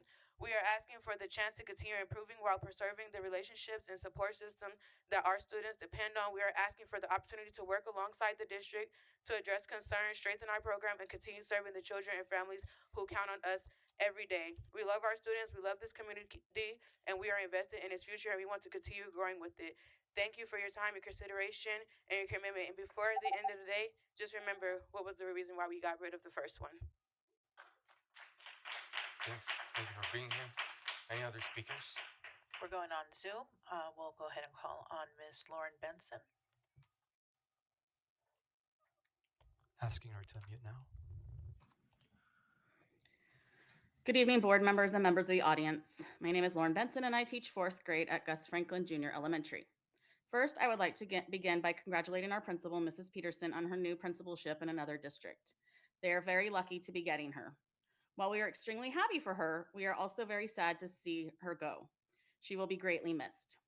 Now, speaking of Gus Franklin, we are in need of a new principal. I see that one is listed to be approved tonight. It is very concerning to us that the district did not post this position to allow for new applicants. I am also bothered by the fact that because it was not posted, teachers and members of our school community had no opportunity to participate in the interview process. Essentially, we are all going in blind, not knowing who our new principal will be. This school is a very strong site that has worked incredibly hard to get where it is today. We are a blue ribbon school and consistently have some of the highest test scores in the district. And now we are being assigned a new leader that no one at our site had any voice in selecting or getting to know. This is not the way our district has operated in the last 20 years. As sad as I am to see Mrs. Peterson move on, I will admit I'm also feeling uneasy about the direction of our district. I have always considered this district my home, but if there were ever a time to question that, this would be now. I said before when we had Dr. Walker how reassuring it was to know who our captain was, to know who was guiding us in the right direction. Over the last 6 months, however, it has felt like we no longer have a clear captain. Instead, it feels as though our ship is drifting, like the Titanic heading toward an iceberg, with no clear way to change course or avoid what feels like an inevitable crash. We need transparency. We need consistency. And most importantly, we need leadership that includes and values the voices of the people who are directly impacted every single day, our teachers, staff, students, and community. I urge you to reconsider how decisions like this are made moving forward and restore the collaborative processes that have made this district strong. Otherwise, we will not move in a positive direction and we will lose the people that are fighting for us and pushing us to become better. Thank you. Thank you for sharing. Any other speakers? The board calls on Juliana McCants. Asking her to unmute now. Hello, thank you. Good evening. I'm Juliana McCants from Westside Park Elementary School, and I teach 4th grade. I understand the difficult financial realities districts face and appreciate the effort to steward resources responsibly. However, I respectfully ask the board to reconsider the proposal to split assistant principals across 2 campuses. This has been done in the past and it was not effective, and I fear it will not be effective now. While this proposal may reduce short-term staffing costs, I encourage consideration of the long-term impacts on morale, retention, student support, and overall school effectiveness. At our school, Westside Park in particular, our principal, Ms. Pantoja, just retired, and she had every right to, and we wish her the best. But now we have a situation where we need a principal as well as the chance that the assistant principal will have a dual job, and it will be twice as much work and half as effective just by the nature of splitting the position. If we ask the teachers to come every other day, you can imagine the loss for our students. When asked for insights from an assistant principal currently experiencing a shared AP assignment, they responded, "You are still responsible for 100% of your job. Your principal needs you every day, not just half the week. Behavior is daily. The needs of teachers and substitute issues are daily. Student supervision is daily. Parent concerns are daily, along with weekly IEPs, assemblies, SSTs, staff meetings, committee meetings, teacher observations, evaluations. You're expected to fulfill the full scope of the work week times two. And the job requires an assistant principal to be present every day. This is in addition to the initial awkwardness of trying to answer to two different bosses, to try and accommodate two different administrative staffs, tons of personalities coming at you, to the point where, in the end, the question is, will it really come down to their lack of ability or just sheer exhaustion? Let's be fair. Some of the main problems with expecting an assistant principal to serve two campuses part time results in compromised student discipline, diminished instructional leadership, and severe logistical burnout. Again, just by the nature of asking this of them. 30 For seconds. student discipline, there's delayed resolutions. Oh, she's not here. We'll get back to you tomorrow. Relationship building is compromised. The focus shifts to management of the AP not having time to go into the classrooms, but just to check past emails. There's so many reasons that this is not ideal. And if we really care to improve our district the way we say we do, please choose not to split those roles. Put the money where it matters: students, teachers, administration. Thank you. Thank you for sharing. Any other speakers? The next one is Carissa, Miss Carissa K. Asking her to unmute now. Good evening, board. My name is Carissa Koch, and I'm a founding teacher at Melva Davis, entering my 11th year with the district. I also served on the adoption committee that reviewed and piloted math curricula for our schools this past year. I'm here tonight to talk about the work our pilot committee did and ask some honest questions about the purchase in front of you tonight, another year of digital licenses for Go Math. Go Math is not part of our pilot. It was not reviewed alongside the curricula our committee tested, so I want to ask directly, is this purchase for the same legacy Go Math product that has been in our classrooms for the last 10 years, or is it an updated version that aligns with the 2023 California Math Framework? Teachers deserve to know which one our district is paying for before this is approved. This question matters because of the work that was already done. Teachers and committee members gave up instructional time to learn and teach 3 different curriculum, one after another. We reviewed materials, piloted lessons in real classrooms, and gave feedback. That process led to a recommendation built for how students learn math today in a post-pandemic, technology-infused world, not a continuation of a curriculum many of us have lived with and struggled with for a decade. So I want to ask, why was funding not set aside for textbook adoption following the pilot year? If there's no budget to act on that recommendation this year, I want to understand which means going forward. Will this pilot process be repeated at further cost in time and instructional disruption to teachers and students? Or will the committee's recommendations stand with a committed purchase date, for example, the 2027-28 school year? I'm raising these questions because I believe in transparent communications between this board and the staff it serves. Teachers gave their time to this process, trusting it would lead somewhere. We deserve to know what our classroom will look like next year and the year after. I want to close by saying I have confidence that this board and this district to honor the work that's already been done. I'm asking for a clear public commitment at tonight or at the next meeting on whether going with this Go Math purchase is a legacy product or updated one, and on when the pilot committee's recommendations will be funded and implemented, so that this time the teachers and the committee members gave wasn't given in vain. Thank you for your time. Thank you for sharing. Any other public comments? One last speaker, the name Danielle Slotsky. Asking her to unmute now.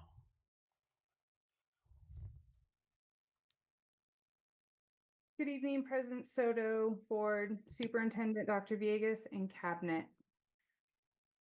Our district has made investments in digital core curricula to enhance student learning. However, there's a gap that limits the impact of these tools. Our classroom smartboards currently lack full online access. Because teachers cannot access our digital curricula in its totality directly on the interactive screens, instructional flow is disrupted. Valuable teaching time is lost and student engagement is restricted. Granting full online access on classroom smartboards will unlock the true potential of our digital resources, increase teacher proximity, and create highly interactive, student-centered learning environments. While our district provided digital curricula are excellent, the inability to access them fully and directly on our interactive displays creates significant logistical hurdles every day. Teachers are forced to constantly walk back and forth between their personal computers and the smartboard just to perform basic tasks like zooming in or out, navigating to the next page, or launching an embedded video. This fragments the lessons and wastes precious instructional minutes. To write over a digital lessons, we must freeze the screen. However, the moment the screen is unfrozen to advance, all handwritten annotations, modeling, and notes disappear. This prevents students from referencing previous steps, catching up on writing, or copying critical items into their notebooks.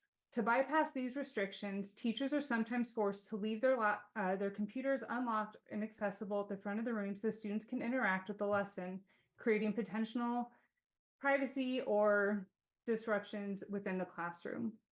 Opening full online access directly on the interactive boards transforms these displays from passive projectors into active learning hubs. Teacher proximity is one of the most effective tools for classroom management and student focus. By controlling the digital curriculum directly from the board, teachers remain rooted at the front or center of the room, keeping their eyes on students rather than staring or walking to and from their computers. Full access allows students to physically engage with our core digital tools. For example, instead of watching a teacher click through a math problem, students can come up and interact directly with programs like GoMath's personal math trainer, dragging and dropping elements and helping to solve problems during the lesson. We can also use digital annotation tools to work with the live website rather than over a frozen image. 30 seconds.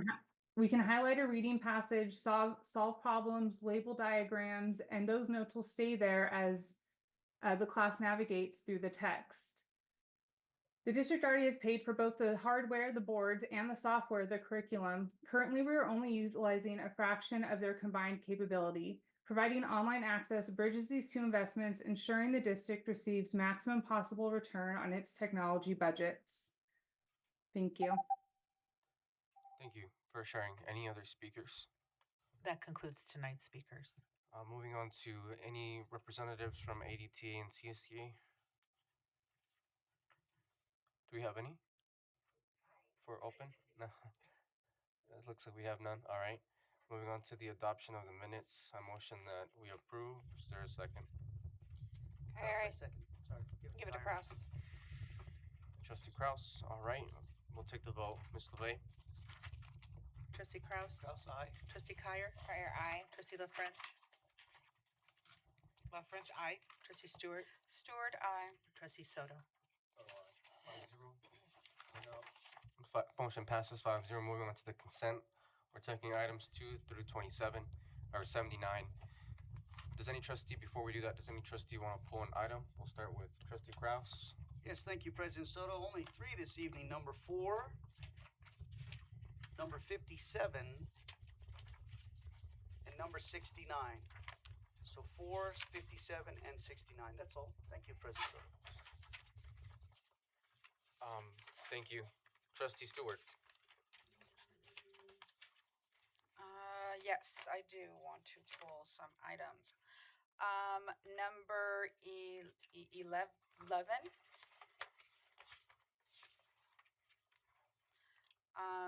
20, 21, 22.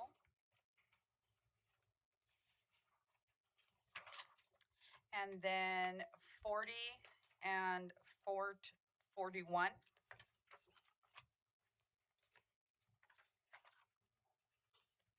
And that's it. Trustee La French. Mines have already been pulled. Can we go back to, I think I got 3 of Krause's. He asked for Is 4. it 4? What's the 4th one? Then there was 57,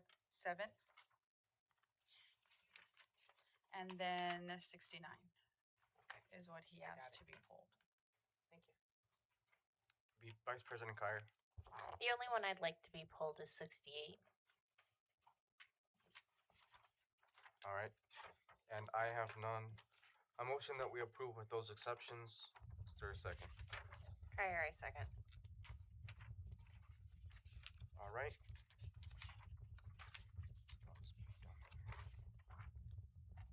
We'll take the vote, Ms. LeVay. Trustee Kraus? Kraus, aye. Trustee Kyer?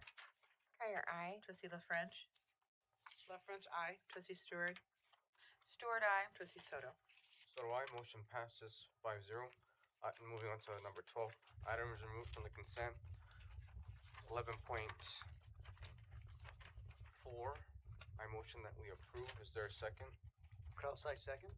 We'll open it up for discussion. Trustee Kraus, since you pulled. Thank you, President Soto. The reason I pulled this, and I want to thank Dr. Villegas for putting this on here, this is our conference request. And as the public will see, there are trustees on this conference request. And I think that that's a great opportunity for transparency and accountability to show that we also go on the conference request when we go to conferences.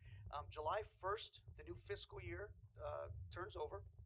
And so our budgets as trustees also turn over on July 1st. We don't get to add what we did not spend in the prior fiscal year. We get a new allotment of $15,000. This is in board policy. And as you can see here, a third of that is going to be used for the California School Board Association Annual Conference. That's a conference that a majority of board members have historically went to. So I just want to thank Dr. Villegas and his team for putting this on here for trustees, not only as employees that are on these conference requests, but also the trustees for transparency and accountability. So that's all I have. Thank you so much. Thank you. Trustee Stewart. I have no comment on this. Trustee La French. VP Kyer. No comment. I just want to echo Trustee Kraus's sentiments. I have none. Madam LeVay, the vote, please. Trustee Kraus? Kraus, aye. Trustee Kyer? Kyer, aye. Trustee La French? La French, aye. Trustee Stewart? Stewart, aye. Trustee Soto? So do I. Motion passes 5-0. Moving on to item number 11.11. I motion that we approve. Is there a second? Kyer, I second. We'll open it up for discussion. Trustee Stewart, since you pulled it. Yes, so I pulled this because it's still unclear. Now, I did ask questions on this prior so that I would have the information. Dr. Villegas, can you please kind of go over what this is?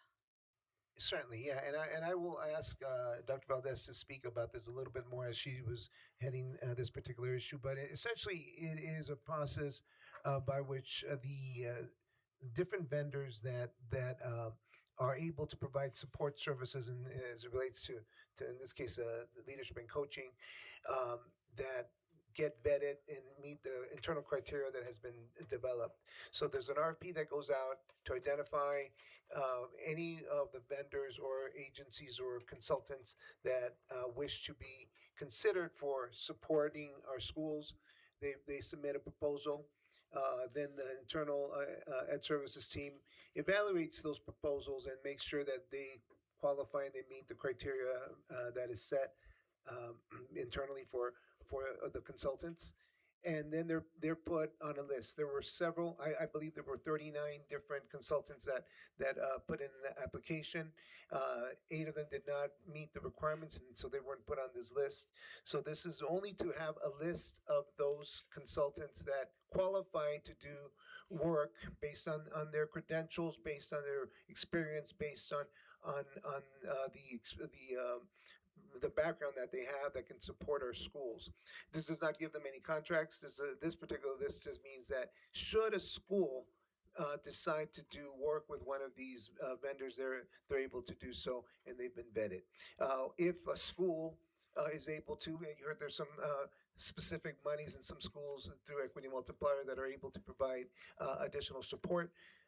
Then they can go to the list, identify one that they feel that can support them, and then they will be hopefully become a board, and then it would have to go through an approval process as well at that point. And this is a different than it had been in some cases, because one of the things that we had difficulty with was that they weren't RFP processes to identify these firms. So we would have potentially schools identify someone that wants to help them, but they haven't been vetted, and they couldn't come to our district, or they needed to be vetted before they come in. So this allows vendors to be aware that there's a process. They can submit their application. We have now said, okay, based on the criteria that has been established and has been established for some time, they do qualify. And once again, should there be a school that wants any of these vendors, then they would have to there would be a contract, an agreement, and then it would come to board. Dr. Valdez, can you add to that? Yes, that is correct. And the reason that there was an RFP for a request for consultants that could focus on leadership coaching and school improvement was because we've had several of our school site administrators say, I think I want to hire a coach. I'd like to work with someone in tandem to assist me with my strategic planning, etc. And instead of each individual principal going out and doing their research, what we decided to do was do a collective RFP where we did the first step for the school sites. And so we did a request for proposal exactly for that, to do an approval of a vetted list of leadership coaching and school improvement consultants. So from this list, they have gone through the RFP process. And we attached each one of their proposals to the board agenda item. If there is, let's say, school X wants to hire a consultant, they can go through this list of consultants. They will be given copies of the proposal, and then they can say, okay, with their leadership teams, we've identified these 3 consultants. They would then ask those 3 consultants to submit a proposal specific and unique to their school sites. As a school site, they will determine which consultant they would like to work with, and then they would prepare a board agenda item, because then it needs to come for your approval to allow them to work with that consultant. So we would still go through the same exact process. They would be using their funds to pay for the consultant that they select of their choosing for their school site. Okay, thank you for clearing that up. Okay, you're welcome. Trustee Kraus, questions or comments? Oh, no, thank you. Trustee LaFrench? VP Kyer? I have none. And I have none. We'll take the vote. Ms. LeVay? Trustee Kraus? Kraus, aye. Trustee Kyer? Kyer, aye. Trustee LaFrench? Aye. Trustee Stewart? Stewart, aye. Trustee Soto? Soto, aye. Motion passes 5-0. Moving on to item number 20, a motion that we approve. Is there a second? Stewart, I second. We'll open it up for discussion. Trustee Stewart? So I pulled this because I do want things to be clarified.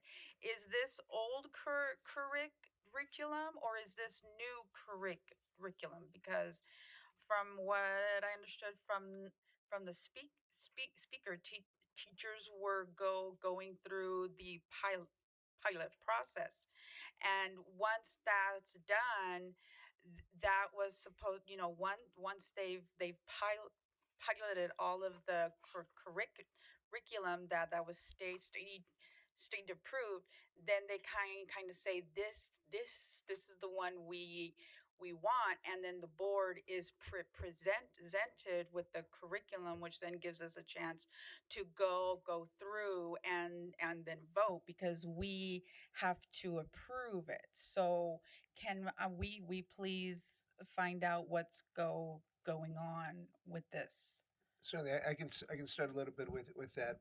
As you saw in the budget presentation, the for some reason, when this process had initiated, the cost of the new curriculum was not put into the budget, and so when we have found ourselves in the fiscal situation that we have had, then we're not able to continue to go with this year's implementation. What you did see also in the budget, though, is the what was asked also in public comment was a commitment to have that in the budget. It is, if you saw in when you look at next year, 27, 28, and 2020, you see $2 million each year budgeted for that. For that curriculum, and so that though we were not able to budget because it was not included in the budget, it is in the ensuing years for the 2 years consecutively. You have $2 million for each of those years. Mr. Kaplan, is that correct? Yes. And so that we wanted to make sure that commitment was intact, but that money, though there was a commitment made in terms of doing a pilot, there was no funding that was placed to support that. So we did not have funding for that for this year, but for the committee, and the committee was communicated, and they were told that adjustment, that change had to be made a couple months ago now, at least a couple of months ago, that adjustment had to be made. And it was a very, very difficult decision because we honor the work that was done and the commitment, and we're in need of improvement in mathematics, but fiscally that money was not in the budget for these expenditures. But the good news, I hope or the somewhat good news, is that we do have the commitment for the future. It is in the budget, and you can reference that in the budget for the ensuing years. Would you like to add to that? Yes, thank you very much. So one of the things is that we were actually ahead of the game as a school district with looking into the math adoption in this 25-26 school year. Most school districts are doing their math adoption, vetting, piloting, etc. in the 26-27 school year because as per the CDE, the California Department of Education, we have until the end of the 26-27 school year to identify which math program with the new that's been approved for the new textbooks to be implemented in the 27-28 school year. So it was determined that due to the lack of funds, we could not purchase the program for this coming year, the 26-27 school year. However, the budget now has built into it the monies to be able to purchase the materials so that we can implement fully with the recommendation from our committee. So their work will not go in vain for the 27-28 school year, which is when the majority of school districts, and Adelanto will be one of them, will be implementing the new math curriculum for the new textbook adoption. Okay, so for this year, we're just purchasing old stuff. So we're not purchasing old stuff. It's still the current math adoption. Textbooks. Current, not but not the new framework because I know the math framework changed, which is why now the schools have to get new curriculum. Correct. And so what these three purchases are for the student consumables for our current math program that we need to have for this school year. And then this coming school year, the 26-27 school year, is when we will be purchasing the new textbooks so that they are implemented in the 27-28 school year. Because with the committee's recommendation also, we wanted to make sure that all teachers in our district were also trained with the new math framework.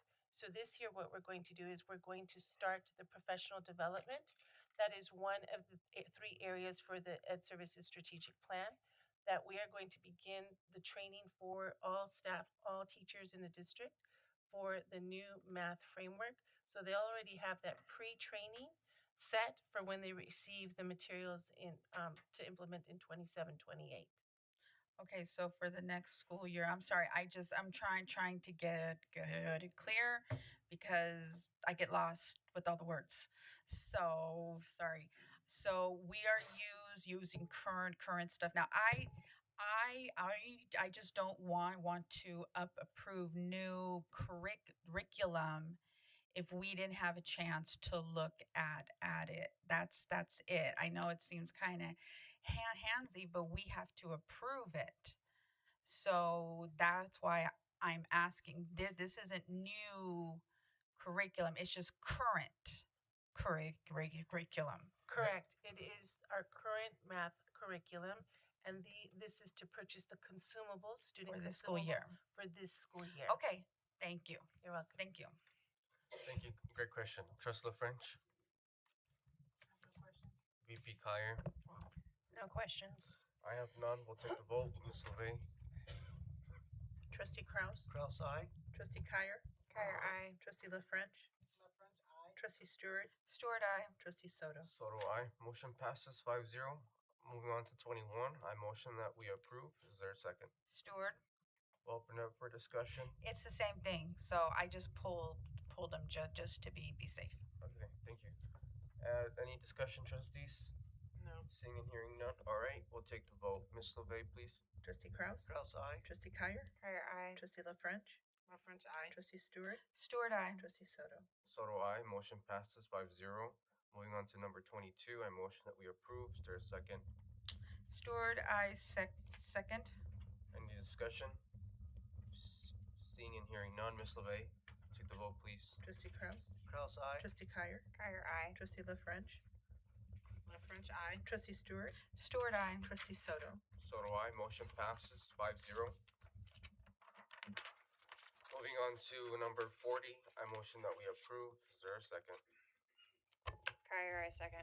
We'll open it up for discussion. Trustee Stewart?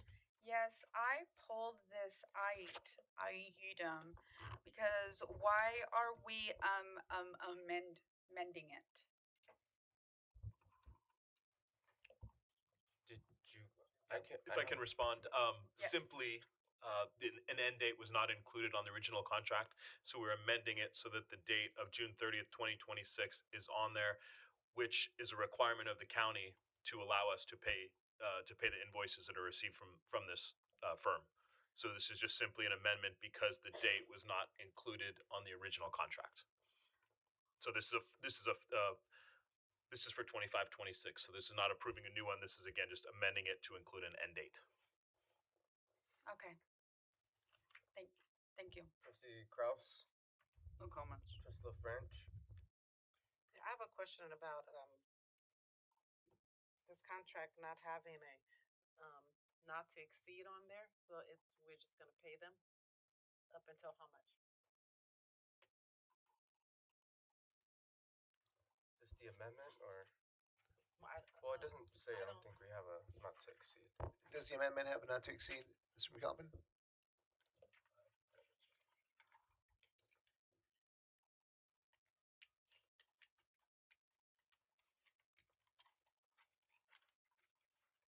I don't believe it does. I believe this is not a not to exceed type contract. This is just based on the hours of service. Shouldn't all contracts have a not to exceed? Typically, I think that is what is preferable, to have a not to exceed amount. And I'm not certain, I mean, this particular contract passed this way in last school year. Yes. And so there's an amendment. And so I do believe that the request of the county, if I'm not mistaken, is to move forward and to put some level of not to exceed amount on these contracts. And so I know that was one of the adjustments we were planning to make, and I don't know if we made that with the next one. No, you did not. Okay, so that's part of what the county, Mr. McCallum, isn't that the case that they were asking for us to put a not to exceed amount on those particular contracts? I believe so. I know again with 40, it was based on the date. I'm double checking right now as we're discussing, but I believe so. Yes. And so it would be wise of us to put a not to exceed amount on this amount on these contracts. And so if we would, I guess there are two options for this. We could amend the amount, amend the contract to make sure that it had a not to exceed amount. The question is, would it have to come back to board? I believe we should table these items so that they do they have a not to exceed amount, because all of our contracts have a not to exceed. The contract with Triple F, with Lazon Zono Smith, with Eb Meyer, the busing. It also has a not to exceed. And typically, there is amount, and then should it have to be raised, it comes back for additional funding if it needs to go up in some cases. So it would be certainly at the direction of the board. We could bring it back and ratify it if we choose to do that to make sure there's a not to exceed amount. I think that's a very good practice to be able to do that. I do know law firms because they don't know what the cost will be, and they sometimes they don't put it in not to exceed amounts. But I think if we do that as a practice, as a board, as a district, it is a good practice to have to be able to do that. So Well, I don't feel comfortable, and I'm pretty sure that I did not agree to BBK before, but now we need to actually have an amount on here. Does anyone know the amount that we already have paid out to BBK? Because even the county is saying that they're not going to move forward until we correct our language. The amount would be in the system. I don't have it in front of me right now. But again, the holding of the payments was due to the end date, specifically for the current year. So I just want to make sure I'm hearing it right. So the problem with the county was it the end date of the contract, or was it the not to exceed amount? Specifically the end date.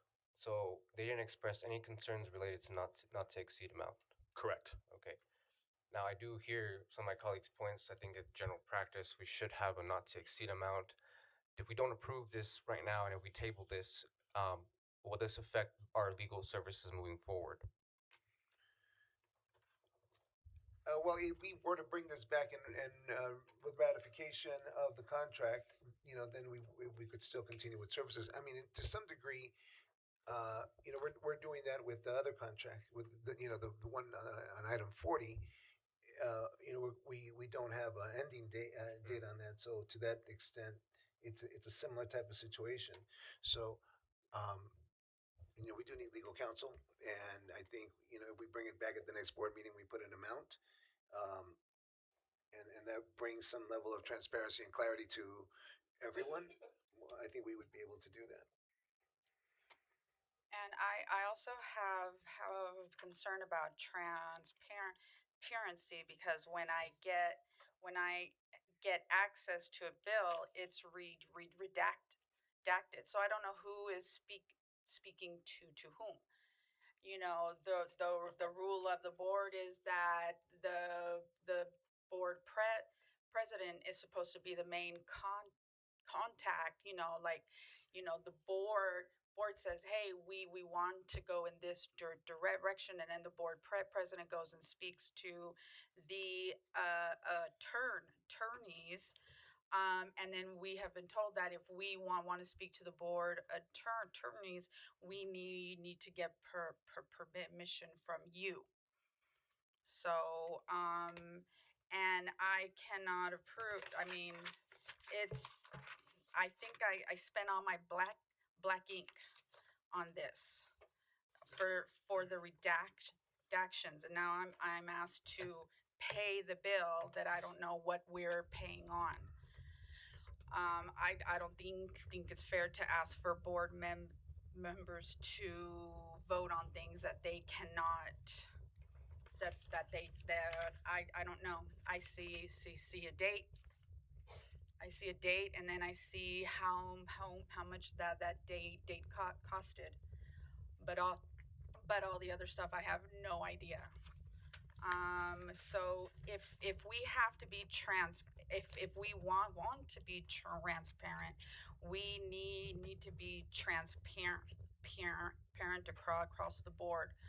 And we do need a not to exceed, because if the board exceeds that, then it must be brought back to the board and discussed. So just that all of these departments are cutting their budget to help stabilize it, and I think the board must set an example. Thank you. Trustee Kraus? Yes, thank you, President Soto, and thank you, Trustee Stewart, for your comments. I did want to put it on the record that the district works with several law firms, Atkinson Annelson, Fagan Friedman, Fullfrost, Lozano Smith, as well as BBK. Over the last couple years, there's been official requests to get unredacted billing statements from all of these firms, and the board has been told absolutely not. So I'm putting that on record that those requests have been made in official capacities, and we continue to get, not just from BBK, but from every law firm that we do business with, and nobody seems to be able to tell the board who's doing the redacting. Somebody's going through and redacting them, and nobody wants to take accountability, President Soto, as to who's doing that. So either it's the law firm redacting them, it's staff that's redacting them. To answer BBK, I have no idea who's redacting their invoices, but somebody needs to step up and take accountability and say, I am the one that's redacting these legal invoices for all of these legal entities, not just BBK. And again, there have been official requests over the last 2 years for unredacted invoices. And the law firms have fought us as a board, majority board, that have requested them every step of the way. So I have to ask for we want transparency, but what is there to hide? Why would you redact all of these legal invoices? What is somebody hiding that the board, who goes into closed session, and we get confidential information in closed session, that these unredacted invoices in many other districts are shared with board in closed session, except our board. And yet to this day, as I sit here, nobody can give us a straight answer as to who is redacting BBK's invoices, Lozano Smith's, Atkinson Annelson, all of these. So there's an issue there. The other issue is that I want to clarify is that when there's no more money on a contract, or the contract ends June 30th, and I'd like staff to address this, if a contract ends June 30th, say in the case of AYA, we're looking at Think Together this evening, AYA's contract ends June 30th. Is it safe to say that legally AYA can't continue working after their contract ends on June 30th? Or any other organization whose contract ends June 30th? And that's why we need an end date for BBK, for example, because otherwise people just keep working and working and working and billing taxpayers. So I don't know, Dr. Vegas, if you can address if a contract ends on June 30th, is an organization, any organization, legal firm, AYA, anyone else, able to continue working and billing taxpayers, the Adelanto Elementary School District taxpayers, for money when their contract is ended? Yeah, that's a really good question. Typically, no. Typically, when the district, when the contract is over, it's over. In some cases, there have been situations where there's an understanding that the law firm is going to continue to be working or with the company, and they know that there will be a ratification at the next board meeting that it was, due to some I don't want to say technicality, but to some sort of typographical error or something to that effect, or in this case, because there is no actual amount. So, there could be an understanding that, with the law firm that says, we will be, and that's happened here. I have heard of situations where it's been ratified, or situations have gotten started and then it's been ratified and payment has happened after the fact. And in fact, I think the BBK is an example of what we're doing right now. We're ratifying last year's contract to some degree by adjusting that. So typically, the answer is, once the contract has been complete, the services have been rendered, and the contract has been it's complete. In some cases, however, that could be a little bit different. One note of clarification that I recently received, just on your first points, is I've gotten clarification that I will be able to provide, as board members, not through the PRA process, but as board members, I will be able to provide unredacted invoices to related that will go to all the board members. Uh, and so everyone will be able to receive that, unless, of course, there is some specific, uh, um, if one of you is involved with some kind of litigation, then I wouldn't be able to provide in that particular case. But in most cases, I will be able to provide unredacted in your capacity as board members, not in the capacity of a PRA request, because that becomes public record, and then the public has access to that. And so there had been a long discussion and different legal opinions on that piece. But given that the board in recent months has been requesting that, and like you said, you might have been requesting it ahead of time. I wasn't here at that time, but during the recent times, I've been seeing more and more of those requests. I've looked at it, and we will be able to. And we're in the midst of getting those actual invoices for the board from not just there may be board members that want certain law firms and some that want different law firms. We're looking at it. We're getting it all because that way everyone has a copy of everything. But it will be received by all board members unless there's an adverse type of relationship with the law firm. So that's a distinction. And so I hope that answers the question regarding the ending of contracts. It does, and I appreciate your clarification on that, and hopefully we'll get some accountability and transparency as we move forward with this process. So thank you very much, Dr. Villegas. Thank you. Trustee LaFrench? No, I don't have any. VP Kyer? I have none at this time. Thank you. I think that's something that just to add on, I think something we can all actually agree on is the billing of the redacted billing. We've been trying to get, just so transparent, we've been trying to get billing as well from other firms, and what you get is exactly what we get too. So I think Dr. Villegas sounds like he's addressing that and ensuring that we have billing that's unredacted as board members. I will say that if a PRA is submitted, there may be confidential attorney-client privilege. So from a PRA perspective, or to that some billing is confidential, but we can agree that we've been trying to also see how taxpayer funds are being used, and we get what you get. So I think this is something we're all on the same page about. That's all I have to add. Ms. Levey, the vote, please. So I have first by Soto, second by Kyer. Is this to approve or are we going to table? I heard two things tonight. It sounds like there's a consensus that we want to add a not to exceed amount.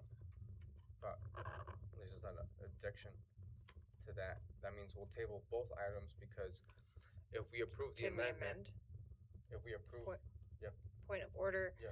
To table, we've had extensive conversation about this. My understanding is tabling. We needed to withhold conversation at this time.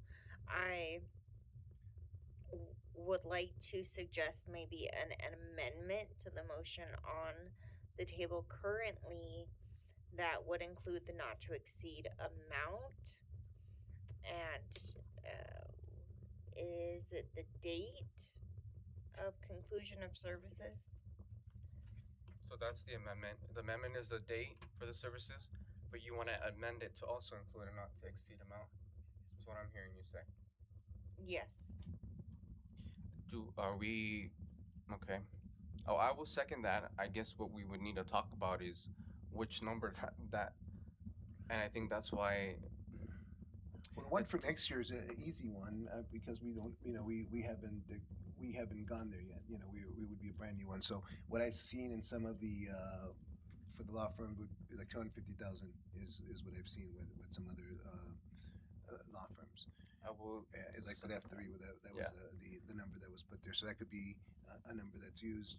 What I don't know is how much was spent this year on BBK, and I would imagine that amount would still be this okay, but the year is almost over. We've got it's just about 7 more days, and so I think it would be prudent to put the calendar date, the end date on that, if we were able to amend that, and then we put an amendment of a number for next year's contract for the one that's coming. Yeah, because Well- that's the challenge is that we don't have a number to base off of to for not to exceed. What would you say that the number's more than 200? I don't really know. I have to imagine that it's less than 250,000. You know, that's what I would have to imagine. That. Somewhere between 200 and 250. Lower. Let's They've already be extended financial. it though. That's true. So, However, may I put a little bit right now, the item that we are discussing is number 40, which is the approval of the Second Amendment, just to place a end date on this. That is the only thing being considered on number 40. Number 41 is its own separate agenda item that has not been discussed at length. And I will leave my comment at that. So okay. I agree. I think we can just move forward. We'll talk more in depth about the actual contract. If that's okay. All right. Ms. LeVay, the vote for number 40, please. Okay, so just for my notes, is there an amendment not to exceed or no? Just a date, I think. Just how what staff is recommending, which is to amend the date. Okay, to amend the date. Trustee Kraus? Kraus, aye. Trustee Kyer? Kyer, aye. Trustee La French? La French, nay. Trustee Stewart? Stewart, nay. Trustee Soto? Soto, aye. Motion passes 3-2. Moving on to item number 41. I motion that we approve. Is there a second?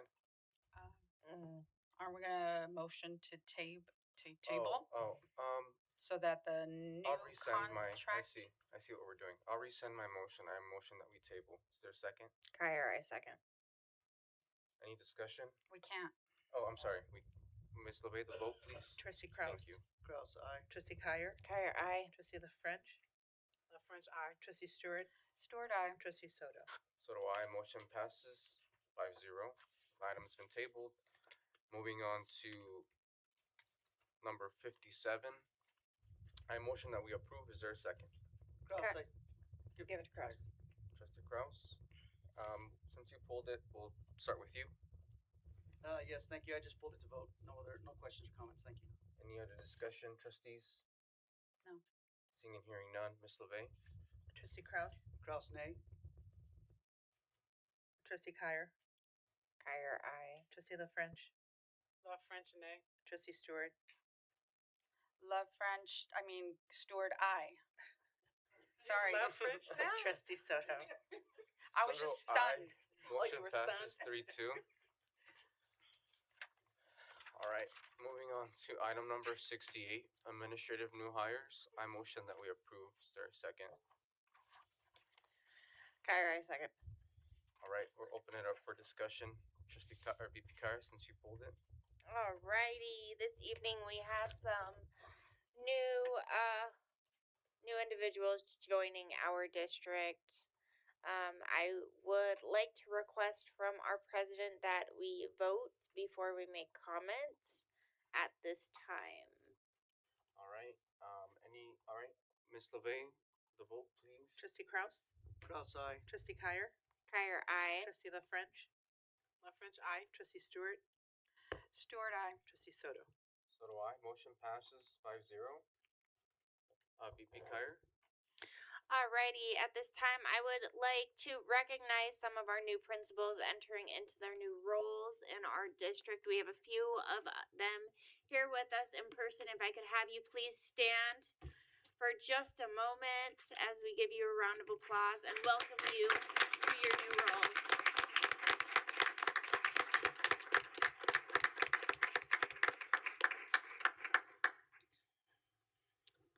All right. Thank you, VP Kyer. Any other comments, trustees? All right, we'll move on to the next item. We already took the vote for that. New business. Discussion on work study session prior to 26-27. Number 69? Excuse me, there's 669. I motion that we approve consent item 69. Is there a second? Kraus, I second. All right. Trustee Kraus, since you pulled it. Yes, thank you, President Soto and Dr. Vegas. This is a question for you and your team. It looks here that you're changing the name, the revision of a Dean of Students position. to a different title on there. My question is, first question, do we currently have anybody in this position or the new position that is going to potentially be voted on?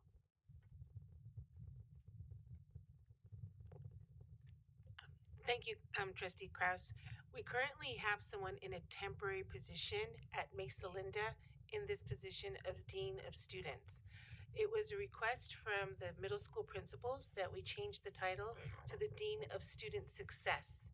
And part of the reason is because the Dean of Student typically has a negative connotation to it, that it refers to just discipline. And the Dean of Students is not just there to assist with the discipline, but specifically to assist with attendance improvement strategies and restorative practices. And because they want to have and PBIS, because they want to have a positive link to the title, that's why it's being retitled Dean of Student Success. I appreciate that explanation. And then my second question on this, I know that you just said there's one person at Mesa. Is there consideration for possibly Columbia or our other schools that have middle schoolers at some point? Has that been something that might be discussed in the future? Oh, no, I appreciate any clarification. I appreciate it, Mr. Shipper. Okay, so what Mr. Shiflett just shared with me is that the person in the position is currently a substitute in the position. There is no temporary contract or permanent contract for someone in that position now. And yes, there are, I do know that Columbia Middle School is also entertaining hiring someone as a Dean of Student Success using their equity multiplier funds. Great. Thank you so much for that clarification. That's all the questions I have. Thank you. Thank you, Trustee Kraus. Any other discussion, trustees? No. All right, seeing and hearing none. Ms. LeVay, the vote, please. Trustee Kraus. Kraus, aye. Trustee Kyer. Kyer, aye. Trustee La French. La French, aye. Trustee Stewart. Stewart, aye. Trustee Soto. Soto, aye. Motion passes 5-0. Now moving on to new business. Discussion of the work study session prior to 26-27. I motion that we approve the discussion. Is there a second? Kyer, I second. I'll open up for discussion. I'll go ahead and see this item. Yes, this item is, we need to, I'm sorry, real quick. Can we set a timer, like to time us? Because it's 9 o'clock, and we still have a few more things to go through. I mean, it's just a suggestion. I'm open to speeding it through if you guys are open to that.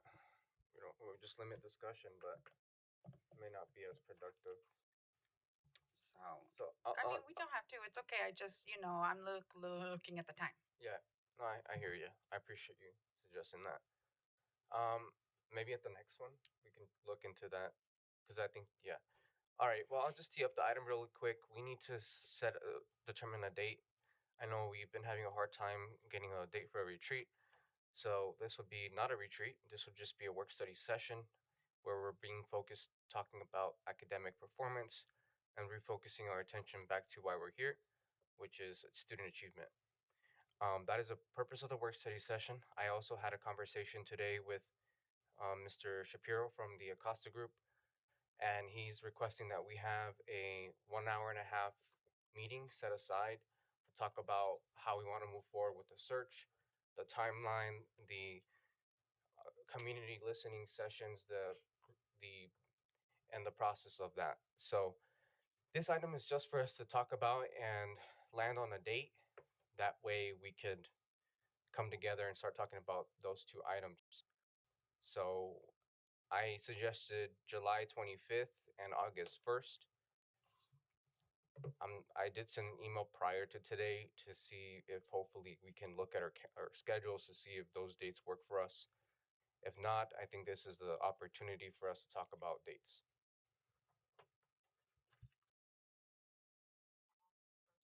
Well, I'm open on the weekends because by then I'm back in school, and that's July 25th. I'm back in school. So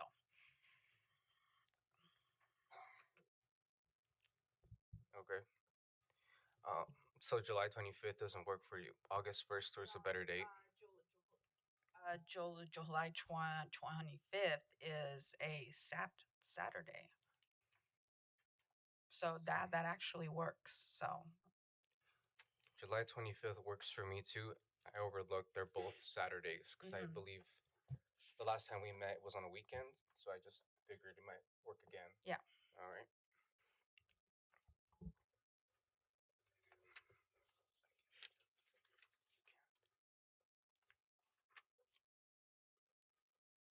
What about August 1st, Trustee Stewart? I'm fine with that too. I don't can have do August 1st too, a colleagues. thing planned. Trustee Kraus, any of those dates work for you? I'm still chewing on it, President Soto. If I can go last, I'll let you know. All right. BP Kaya. Either of those dates work for me. I can make both happen. All right. Quick question. Would it be here in the boardroom?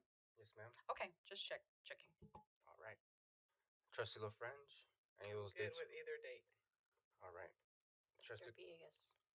Did you want to add something, Dr. Villegas? I did. I just wanted to have the consideration of the staff because if we're going to do a study session, we're looking at making sure that we share the data, that we're able to provide the information that's needed, so that the board can actually dig in and say this is what our long-term data may look like, and so we will need staff, meaning our assistant superintendents, to be part of that as well. So I'd like to have their consideration of their availability as well in this process as well. Just because we will likely need at least ed services for sure, but Mr. Shiplin would probably want to be part of that as well, since it, the idea of a study session is to dig deep on. I'm thinking the framework and the strategic plan, as well as the data, the guiding coalition work. It sounds like August 1st. It sounds like a better date that we're looking to, at least because the 25th doesn't work for you. So I'm able to make both dates. Me too. Awesome. Okay, great. Trustee Kraus, you're the only one left. Oh, thank you. You're so kind. I cleared my schedule, so either date will work for me, sir. All right.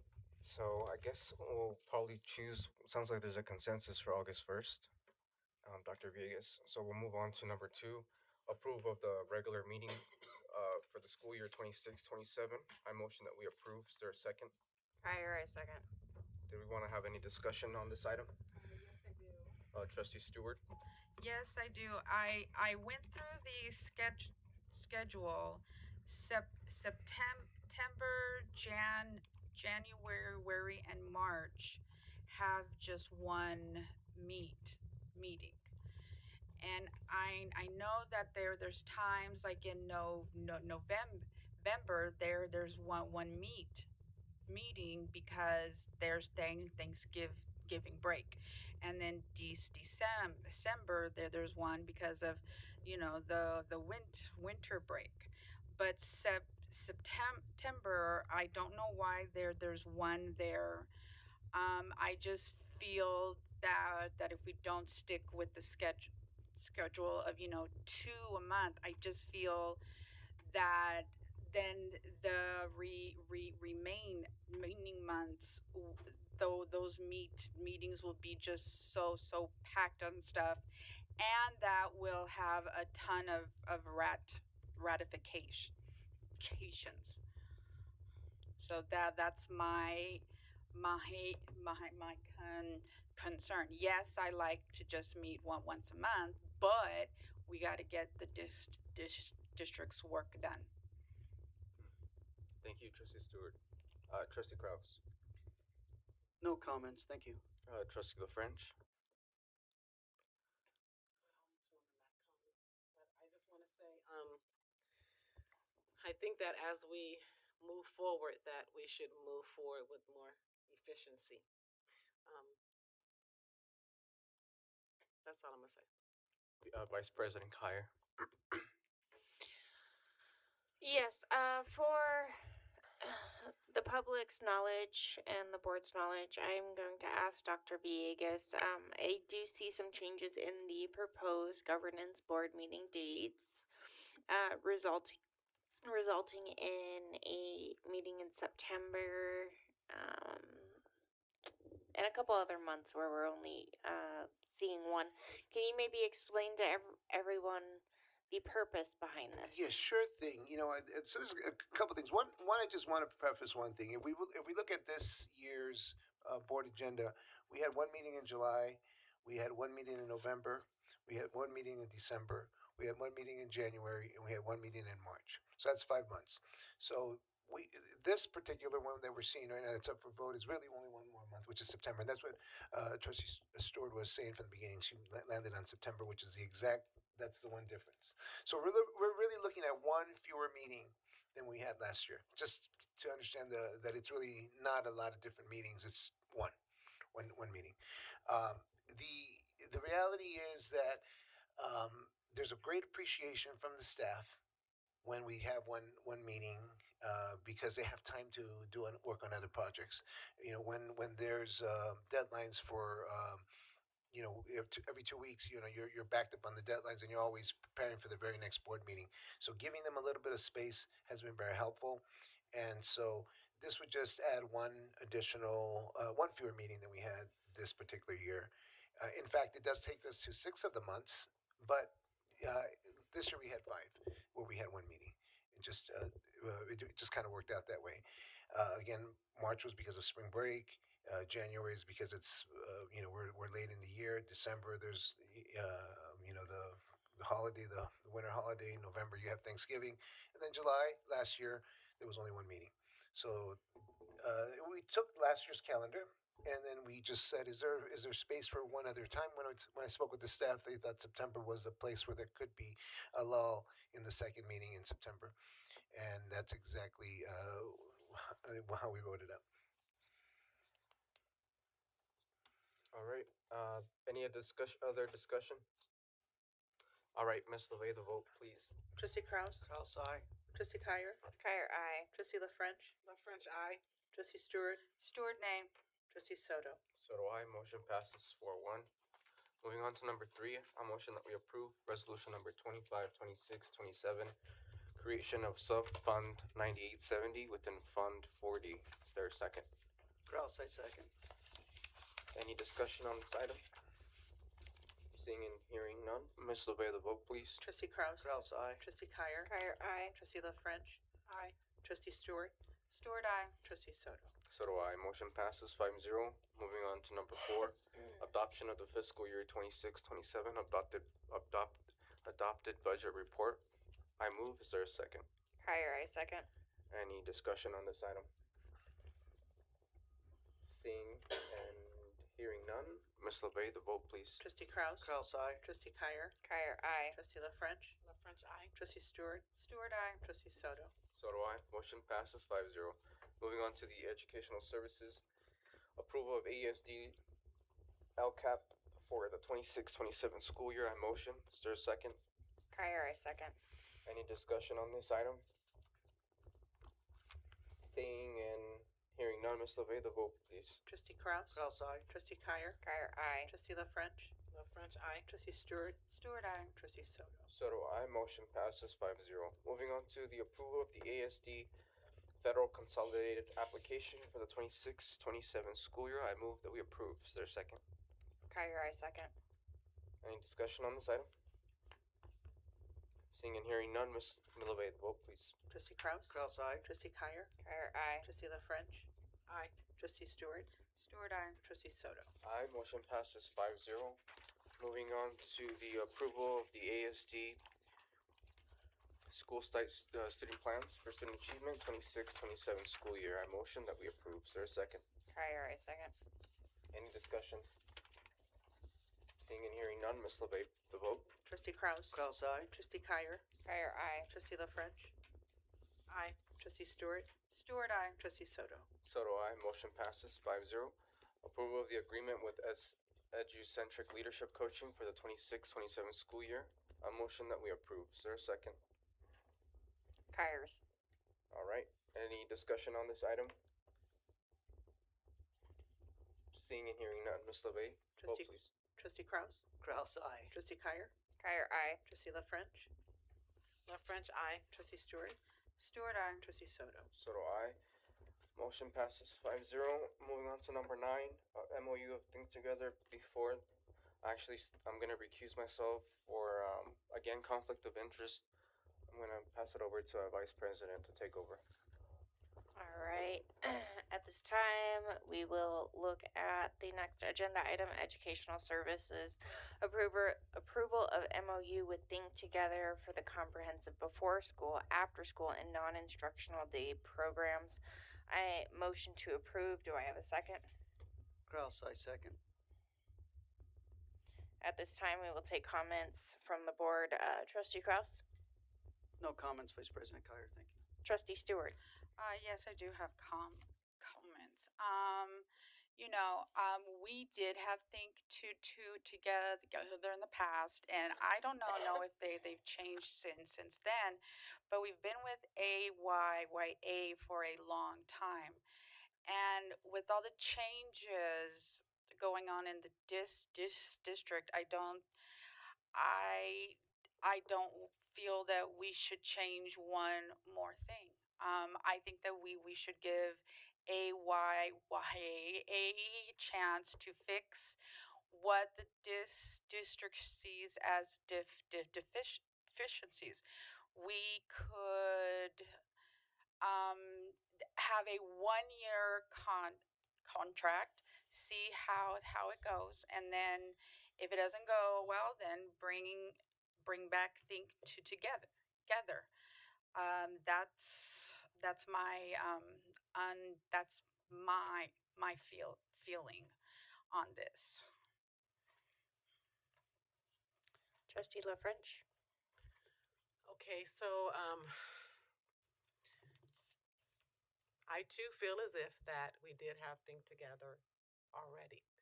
When we had Think Together before, it was that homework was not being done. Now I hear that homework or something may not be done or something like that. Again, when it comes to AYA, I think that as for us, as a district, we need to support who we have, and we need to give them the chance to be able to fix whatever it is that needed to. I don't really know what the details are on why is it that we are changing from AYA. I'll be perfectly honest with you. But I do know that for our children, for our parents, for our community, this is the program that they've had. They've had generations of children go, and I know that I too feel as if that at this time, the scariest thing for me is not to have an after-school program when August comes. And I do suggest that we extend AYA's contract and then modify and give some instructions of what it is that our expectations that they were not meeting in whatever area. That's all. Thank you. Alrighty. Dr. Villegas, staff, please correct me if I'm wrong. The ELOP funding, which is the Expanded Learning Opportunities Program, is a fund that we do receive. It is monitored and overseen.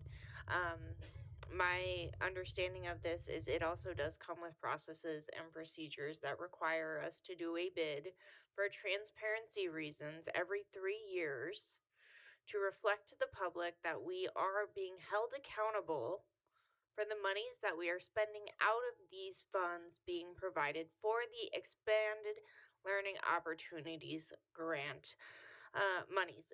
Do I have that correct? Yes, that is correct. That we are required to go to bid every 3 years, and to some degree that's happened in the past. This was a more robust, comprehensive evaluation. Definitely. And in this process, we did, my understanding is, compile a committee of staff, parents, stakeholders to have their input, to review these bids, to give their recommendations to the district for what the stakeholders wanted to see. Is my understanding correct in that as well? Yes, that's correct. There was 30 different members that participated in the committee. You had 10 parents, 10 classified, 7 teachers, 3 administrators. Perfect. I appreciate that. So, I'm gonna stick to my committee. I'm gonna stand behind those who put their time, their effort into vetting, looking at the aspects. Unfortunately, at the end of the day, I don't think this is a matter of if somebody did something wrong or what they could improve on, or what this is the district being accountable to the requirements of the money that we're given. And that's where I will end my comments. Madame LeVay, can we please? Vice President, I'm sorry. You go ahead. You go first then. Well, I was going to ask a question. What is the contingency plan if this does not pass? Because we do need an after school program for the next school year. AYA did also submit an RFP. They went through the same process as Think Together. They just the committee chose Think Together.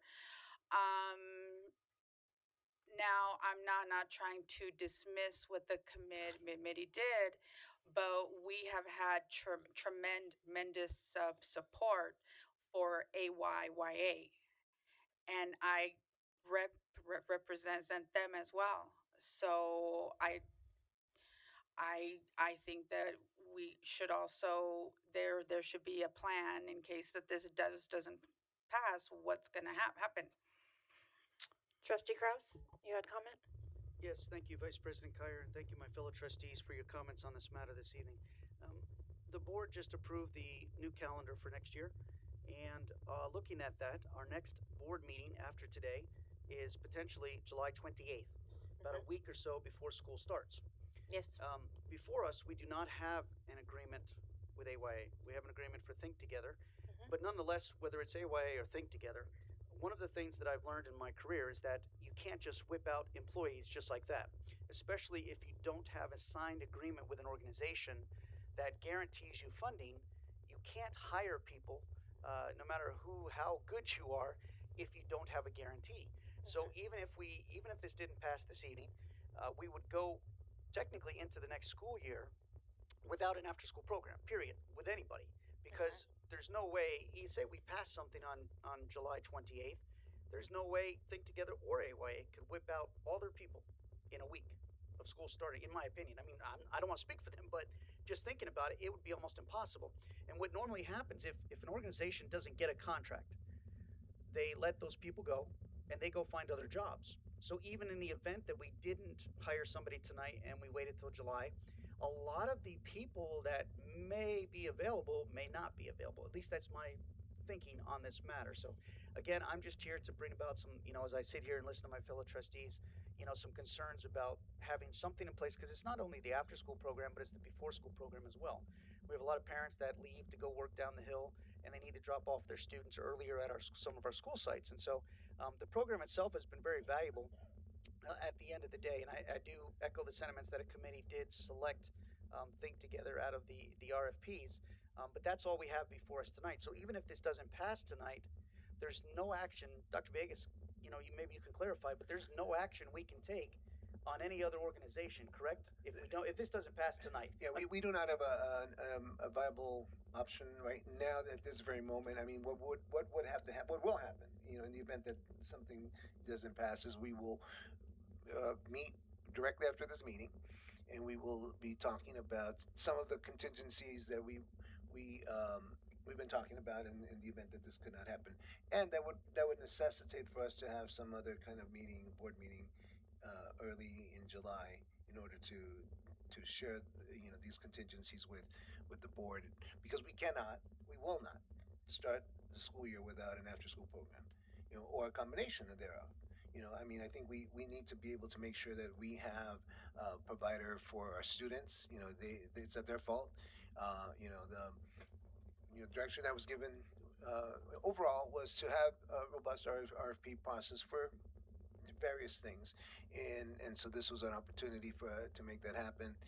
I think in I mean I think AYA has a long history here, and that needs to be there's an honored to the degree that it has been. But just to be clear, we heard mostly about one school, in terms of the concern. It wasn't an auditorium full of people from all the schools. When we did get emails, and when we responded to the emails and let them know that there will be an after-school program, they were satisfied with that response, because what they were concerned about was not having an after-school program. And that's why I say we cannot. We need to have an after-school program for our students, before school, after school, intercession, summer school, all of those programs. And so, if it's okay, I know Dr. Lee spent a lot of time. Would you be able to share with the board just your commitment to this and your thoughts?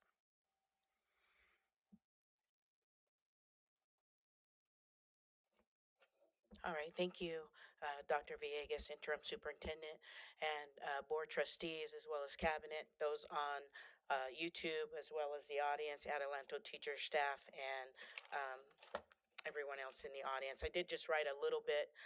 Again, I've said a lot in regards to the RFP process. There was a committee.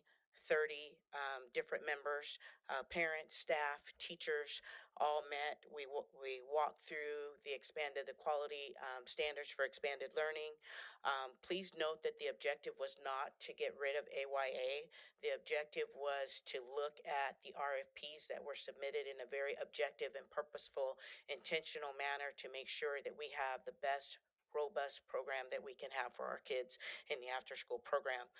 Um, as Dr. Villegas said, if we don't choose a program tonight, we will not have a program, as well as our next board meeting is not until July 28th. So I concur with that statement. And so, again, in talking to parents, I made many phone calls. Many of those phone calls were due to the fact that they were under the belief that we were not going to have a sunrise program or an after school program. And so once I explained the process to them and explained to them that we will in fact have a program, they were put at ease. Additionally, we had many people come up. They talked to us about the program. They talked to us specifically about the cheer program. I feel as the director of expanded learning that I have a plan in terms of making sure that that cheer program continues to be as robust as it has been, and that will be a conversation that I will definitely be having with Think Together to ensure that that continues. Again, we want a robust, equitable, and quality program for all our school sites. Again, Think Together stood out to us because it talked about AVID, it talked about bridging the gap between math and literacy. They talked about inclusion of our students with disabilities, making sure that they were participating in the after school program. They talked about voice and choice for our students and leadership building, as well as just taking full responsibility for student outcomes. And then again, we do need a vendor because we need that sunrise service, we need that after school service, we need intercession for fall break, and then we also need summer school. And so again, just going back to the robust process that we went through. I am super proud of that process. I think the committee put in a lot of work. They learned a lot. I learned a lot. And again, I was just the facilitator. I did not participate. They were able to evaluate all the RFPs that were submitted, and they sat down, they used the evaluation rubric and scored those rubrics appropriately. And again, the rubric scores were compiled, and in the end, Think Together was on top. Second was Elevo, which was our second program, and third was AYA. I don't have the scores in front of me to tell you that specifically, but you were given those in your board updates and in the school board memos. And so again, it is important that we pick a after-school provider because we will be in a situation if we don't. Okay, Thank you. At this time, I am going to break from the current agenda item. It is 9:30 and we do need to extend the meeting. I would like to motion that we continue to 11 p.m. Do I have a second? Kraus, I'll second.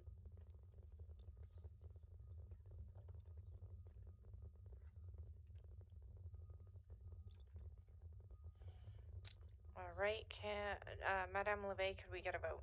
Trustee Kraus. Kraus, aye. Trustee Kyer. Kyer, aye. Trustee La French. Trustee Stewart. Stewart, aye. Motion passes 4-0. Returning back to the think together for the comprehensive before school, after school, and non-instructional day discussion.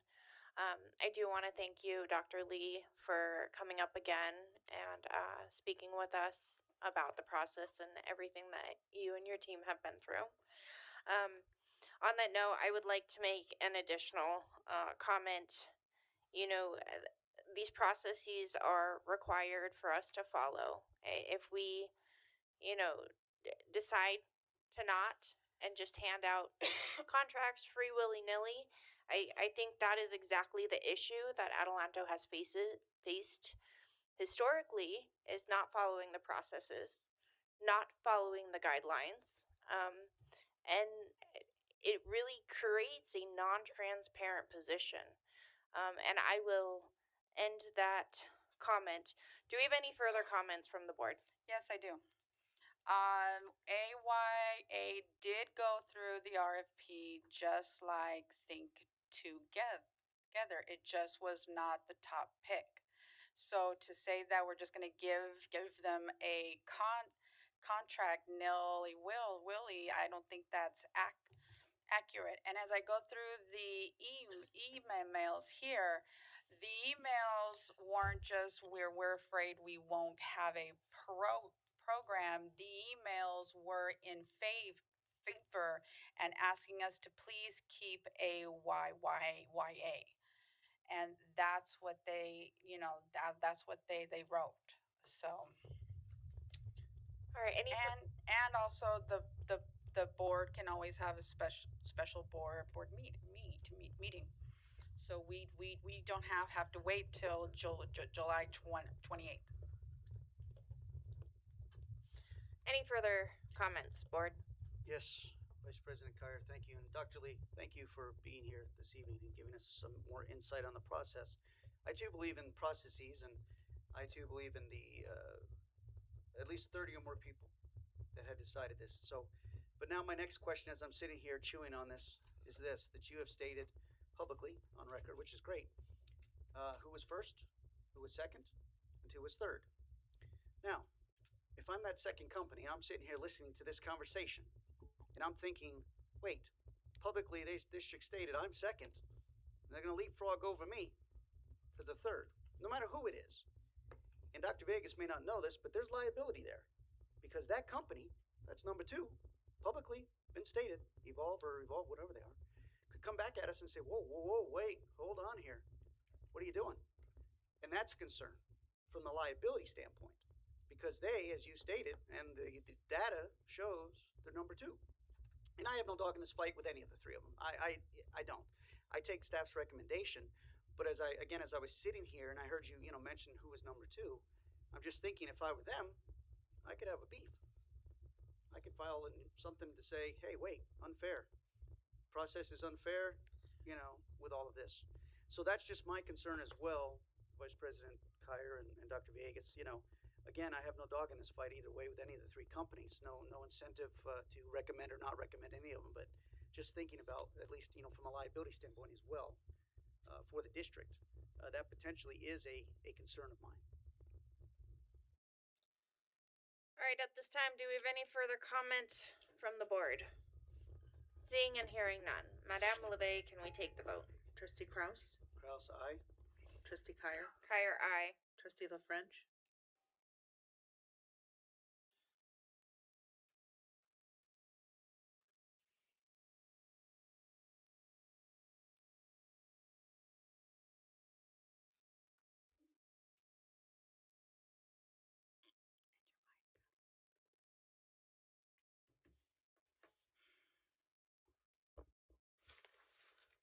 whenever I have to make difficult decisions, right, I always cry because I am very, very sensitive. I am.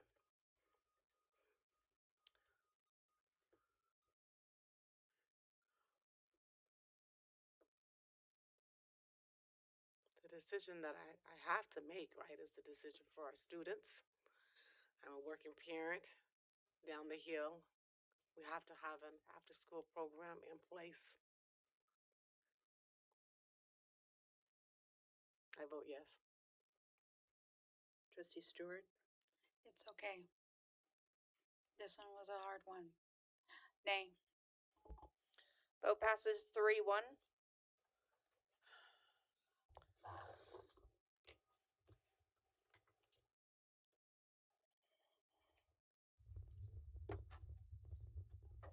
Thank you, VP Kyer, for taking over. Moving on to number 10, approve of the MOU with AESD and CSCA Chapter 451 regarding the grievance settlement agreement. I motion that we approve. Is there a second?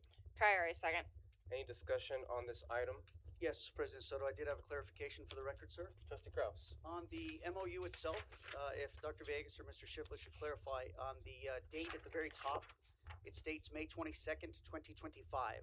I don't think that's correct, but if it is, just, let me know, because it looks like this was settled on January 3rd, or filed on January 30th. So just for the record, I want to make sure that the MOU reflects the correct year, not last year, but I could be wrong. I just need to know if that's... It is 2026. It should read 2026. Okay. So no, that's I appreciate it, sir. Yeah. No, thank you for catching that. Yeah. Absolutely. Just, for posterity in the future, when we're all not here and somebody looks at it and say, wait, 25 or 26. So thank you. That's the only question I had, President Soto. Thank you, Trustee Stewart. I have none. Trustee LaFrench? All right, we'll take the vote. Ms. Levine? Trustee Kraus, Kraus, aye. Trustee La French, French, aye. Trustee Stewart, Stewart, aye. Trustee Soto. So do I. Motion passes 4-0 with Kyer being temporary. She stepped away for a bit. Moving on to number 11, executive management, new hire. I motion that we approve. Is there a second? Kraus, I second. Oh, go ahead. Trustee LaFrench, any discussion on this item, colleagues? I'm just glad that we do have a CBO, and that I hope things go well for him, because we do need somebody permanent there to lead that department. So. Trustee Kraus? No, I echo the sentiments of Trustee Stewart. The department's had a lot of turnover, and in fact, on the agenda this evening, unfortunately, they're losing 2 members, someone in payroll, not payroll, in accounts payable, and someone in the budget office. And so I know Mr. Clemish is probably going to pull his hair out with losing 2 key people, but I know that he's always been really good about keeping that department together. And now with a CBO, permanent CBO coming on board, I think that it will really hopefully solidify, and then they can fill those positions this evening that the board potentially approved the resignations of those other employees, unfortunately, sadly, to see them go. Thank you, Trustee Kraus. And seeing and hearing none, we'll take the vote at this time. Ms. LeVay? Trustee Kraus, Kraus, aye. Trustee La French, La French, aye. Trustee Stewart, Stewart, aye. Trustee Soto. So do I. And VP Kyer, did you want to vote on the CBO? We are approved. The motions to approve. Kyer, aye. Motion passes 5-0. He's not in the audience, but congratulations to our new CBO.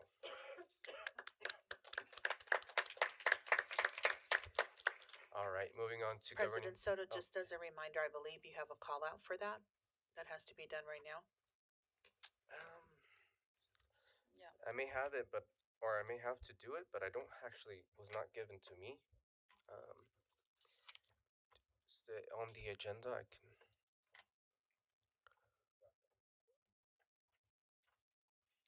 Is there something that? Oh, Oh, okay. Oh, cause that's. All right. So it was moved by myself and seconded by Trustee LaFrench to approve the contract of Dwayne D. Davis, Dr. Dwayne D. Davis for the position of Assistant Superintendent of Business Services effective July 1st, 2026. The oral report of the recommendation is as follows. The proposed contract is from July 1st, 2026 to June 30th, 2029. Salary is $207,232. Health and welfare cap, $21,742 with 80 cents. 12 days of sick leave, 24 days of vacation per year, $475 monthly auto allowance, $1,000 of reimbursement for life insurance, and 8% tax sheltered retirement contribution. And the board just took action to approve the contract. Moving on to governing reports and announcements. We'll start down the line. Are we gonna go close? At this time, are we gonna reconvene for closed? Yeah. Overlook that. All right, we're gonna go back Getting into late. closed session. The time is 9. I motion that we go back into closed session. Is there a s- Kyer, I second. All right, we'll take the vote. Ms. LeVay. Trustee Kraus? Kraus, aye. Trustee Kyer? Kyer, aye. Trustee La French? Trustee Stewart? Stewart, aye. Trustee Soto? Soto, aye. 5-0. The time is 9:41, and we're in closed session.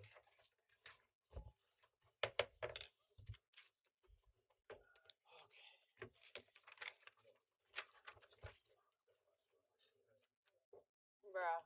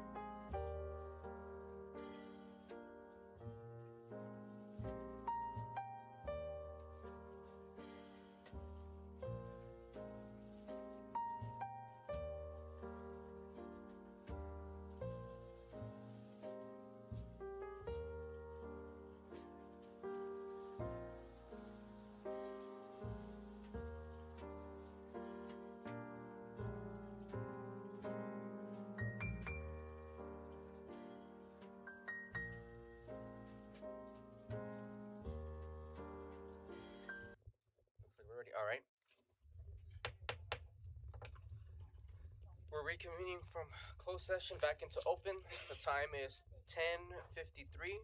We'll take the roll call and quorum establishment. Ms. LeVey? Trustee Kraus? Kraus present. Trustee Kyer?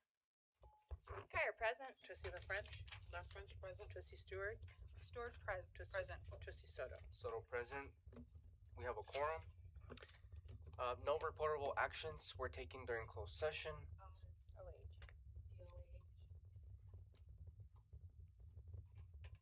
Oh, I don't have a call out for that.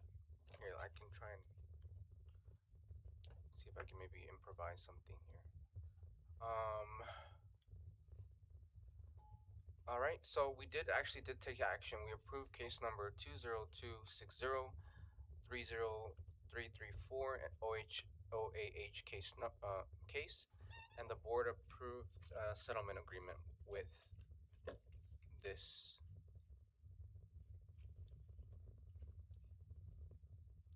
item.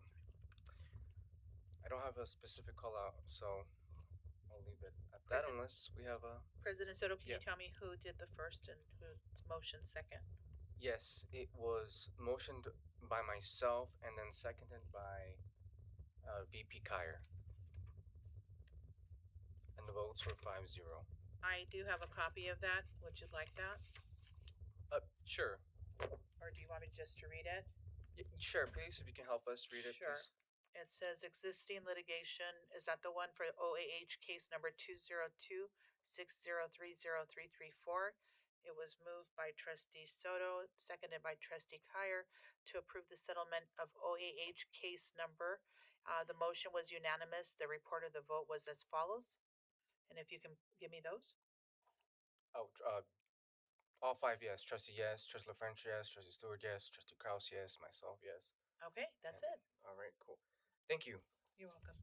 All right, moving on to superintendent reports or governing board members' reports and announcements. We'll start down the line. Trustee Kraus. I'll defer mine to the next board meeting. Thank you, President Soto. Thank you. Trustee Stewart. I'll just save mine for the next time. Thank you. Trustee LaFrench. I just want to say welcome to all the principals that were hired tonight, and thank you for being here. And I hope everyone's having a wonderful summer. Thank you. VP Kyer. Alrighty, I will make mine pretty quick. As the school year has come to an end, I've had some time to reflect on our incredible students, our dedicated staff, and the community we are privileged to serve. I have also spent some time reminding myself why I wanted to become a board member in the first place. I believe that reason is the same for all of us. I don't think any of us choose the role because it would be easy. We chose it because we care about children. We care about giving students opportunities that perhaps we did not have ourselves. We care about helping families, strengthening our schools, and making a positive difference in our community. When I look around this table, I know that despite our differences, what is in each of our hearts is the same. We all want a better future for our students. We all want children to succeed, to have opportunities, and to leave our schools prepared for whatever path they choose in life. We may not always agree on how to get there, and that is okay. Healthy disagreement is part of leadership. But our students need more from us than agreement. They need commitment. They need a board that can work together, respect one another, and stay focused on the reason we are here. The future of the district will not be built by any one person. It will be built by a team that chooses to look forward instead of backwards, a team that learns from the past but is not defined by it, a team that remains committed to students even when there are differences around the table. At the end of the day, our students do not care who won an argument or who was right. They care about whether we gave them the best education possible. They care about whether the adults entrusted with leading this district put their needs first. My hope is that as we close this school year and look towards the next, we recommit ourselves to that purpose. Let us continue to move forward together, united, not by our similarities, but by our shared commitment to the children of this community. If we keep students at the center of our work, there's no limit to what we can accomplish together. Thank you. What a great way to end the meeting. Thank you for sharing that, VP Kyer. I will echo those sentiments. I'll leave my comments at that. Well, moving on to superintendent reports and announcements. Dr. Villegas. Well, thank you so much. And, we're almost at the 11 o'clock hour, so I will also make this very short. But I do also want to welcome the principals that are going to be joining the role as principals and those that are joining our district. Really looking forward to that change. And so we're really going to make a big impact in our district. And we also are going to have an assistant superintendent of business services, and long awaited. We're very happy to have that, have him join us as well this year. I'm actually very excited about the next school year. Staff has spoken about the great things that they were planning, in this guiding coalition, and I'm excited about moving to the next stage and bringing those plans into fruition. And much of the summer, we're going to spend talking about how we can make that happen and making sure that we build on the shoulders of those that have come before us. So with that, I end, and I thank you for a very good meeting. Thank you, Dr. Villegas. Moving on to the adjournment of the meeting. I move that we adjourn. Is there a second? Okay. Who's that? French. All right, Trustee LaFrench. We'll take the vote. Ms. LeVay? Trustee Kraus? Kraus, aye. Trustee Kyer? Kyer, aye. Trustee LaFrench? Trustee Stewart? Stewart, aye. Trustee Soto? So do I. Motion passes 5-0. The time is 10:59. We are adjourned. Have a good night, everyone. Take care.